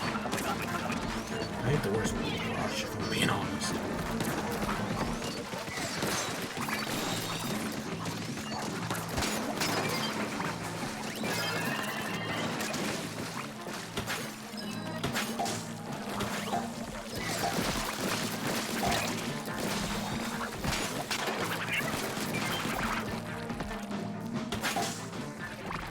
Because I've been mostly playing Splatoon and listening to an audiobook. Because I've got an audiobook I'm working on right now.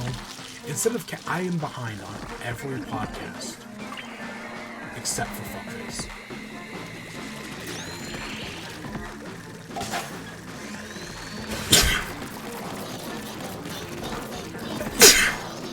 Yeah, every other podcast, even Podquisition, the only other one I was up to date on. I am now officially out of date on.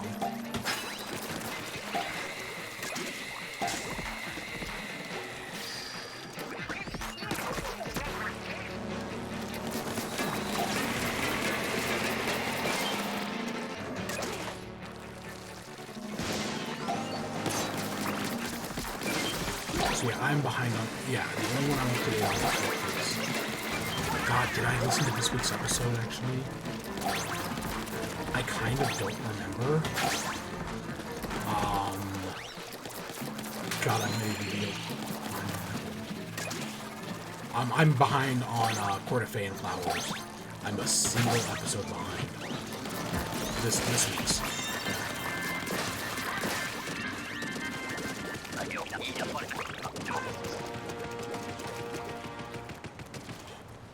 Oh, that music sound cue makes me think Kohozuna. But no, it never is. Yeah, I'm behind on Court of Fey and Flowers. But it is really good. Court of Fey and Flowers has been fantastic so far. So yeah, I've thoroughly enjoyed that.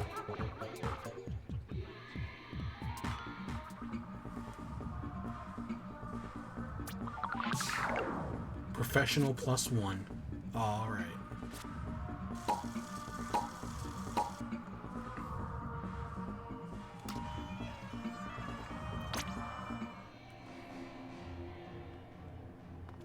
I was like, we could theoretically, because you can see it's smoking, we could theoretically get it now.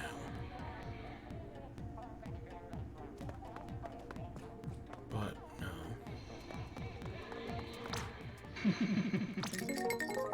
Look at all those drink tickets. Yeah. Ooh, and We got some chunks. Ooh, that's good. I haven't used any of my tickets so far. Yeah, we'll swap that for chunks. Yeah, I have 37. Oh, I have 6 silver. Okay. Like some of it, like look at that. That's 80. Some of this shit's expensive, man. But I've enjoyed Salmon Run. It's still fantastic mode. Wish they had the Battle Royale. I still think that makes sense. Oh, you know what? The one thing... So, we'll end off here in a second. The one thing I do want to check, though. How many predictions did I get right? I'm using predictions in a loose term here. For the Nintendo Direct, how many predictions did I get right? I know it's at least 3. I mean, technically my Zelda name wasn't correct, but I'm still counting that. Pikmin 4, and It Takes Two. Well, let's see, what else?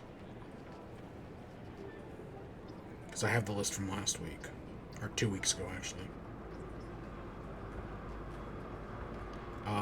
Okay. Breath of the Wild, or Depth of the Wild, which was eventually, okay, that's cute. Okay, yeah, that's cute. There's some good art. I like that bread. The spike maze. Okay, so, Tears of the Kingdom. I'm counting that. Mario Kart DLC 3. I'm counting that. Pikmin 4. I'm counting that. It Takes Two. I'm counting that. Bayonetta. I'm counting that. Mario plus Rabbids Sparks of Hope. I'm counting that. So I got 6. And I got 1, 2, 3, 4, 5, 6, 7, 8, 9 wrong. Okay, so, yeah. I got more wrong than I did right. We did not get a new release date for Advanced Wars. And, oh my God, that's great. We did not get a new release date for Advanced Wars. And, hopefully we will. But, I still think it's in intent. I think it would be the best just to push it out there as soon as possible. I still think that makes the most sense. Because the series is cursed otherwise. Ooh, that's cool. God, there's so many... I wish I could draw. There are too many good artists. I wish I could draw.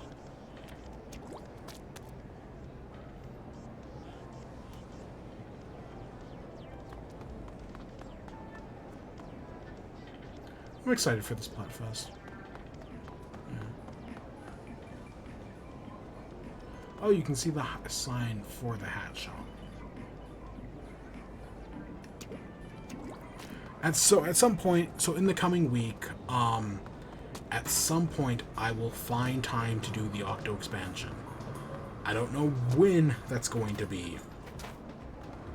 I would love to do it tomorrow, but I don't know about that. But at some point we will do the DLC for the Octo expansion. I also oh, I can't jump between that. Ah, shame. I also really want to do Pikmin 3. Because now that Pikmin 4 has been announced, I want to play Pikmin 3. That sounds like a lot of fun.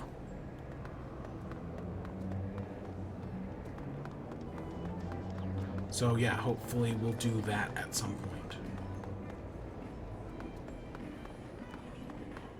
That sounds like a fantastic idea. But we shall see.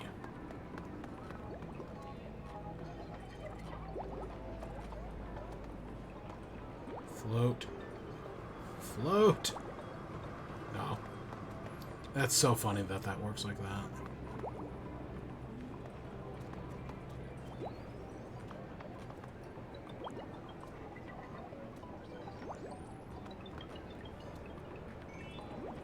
You can see a little float. Yeah, he's doing a little float.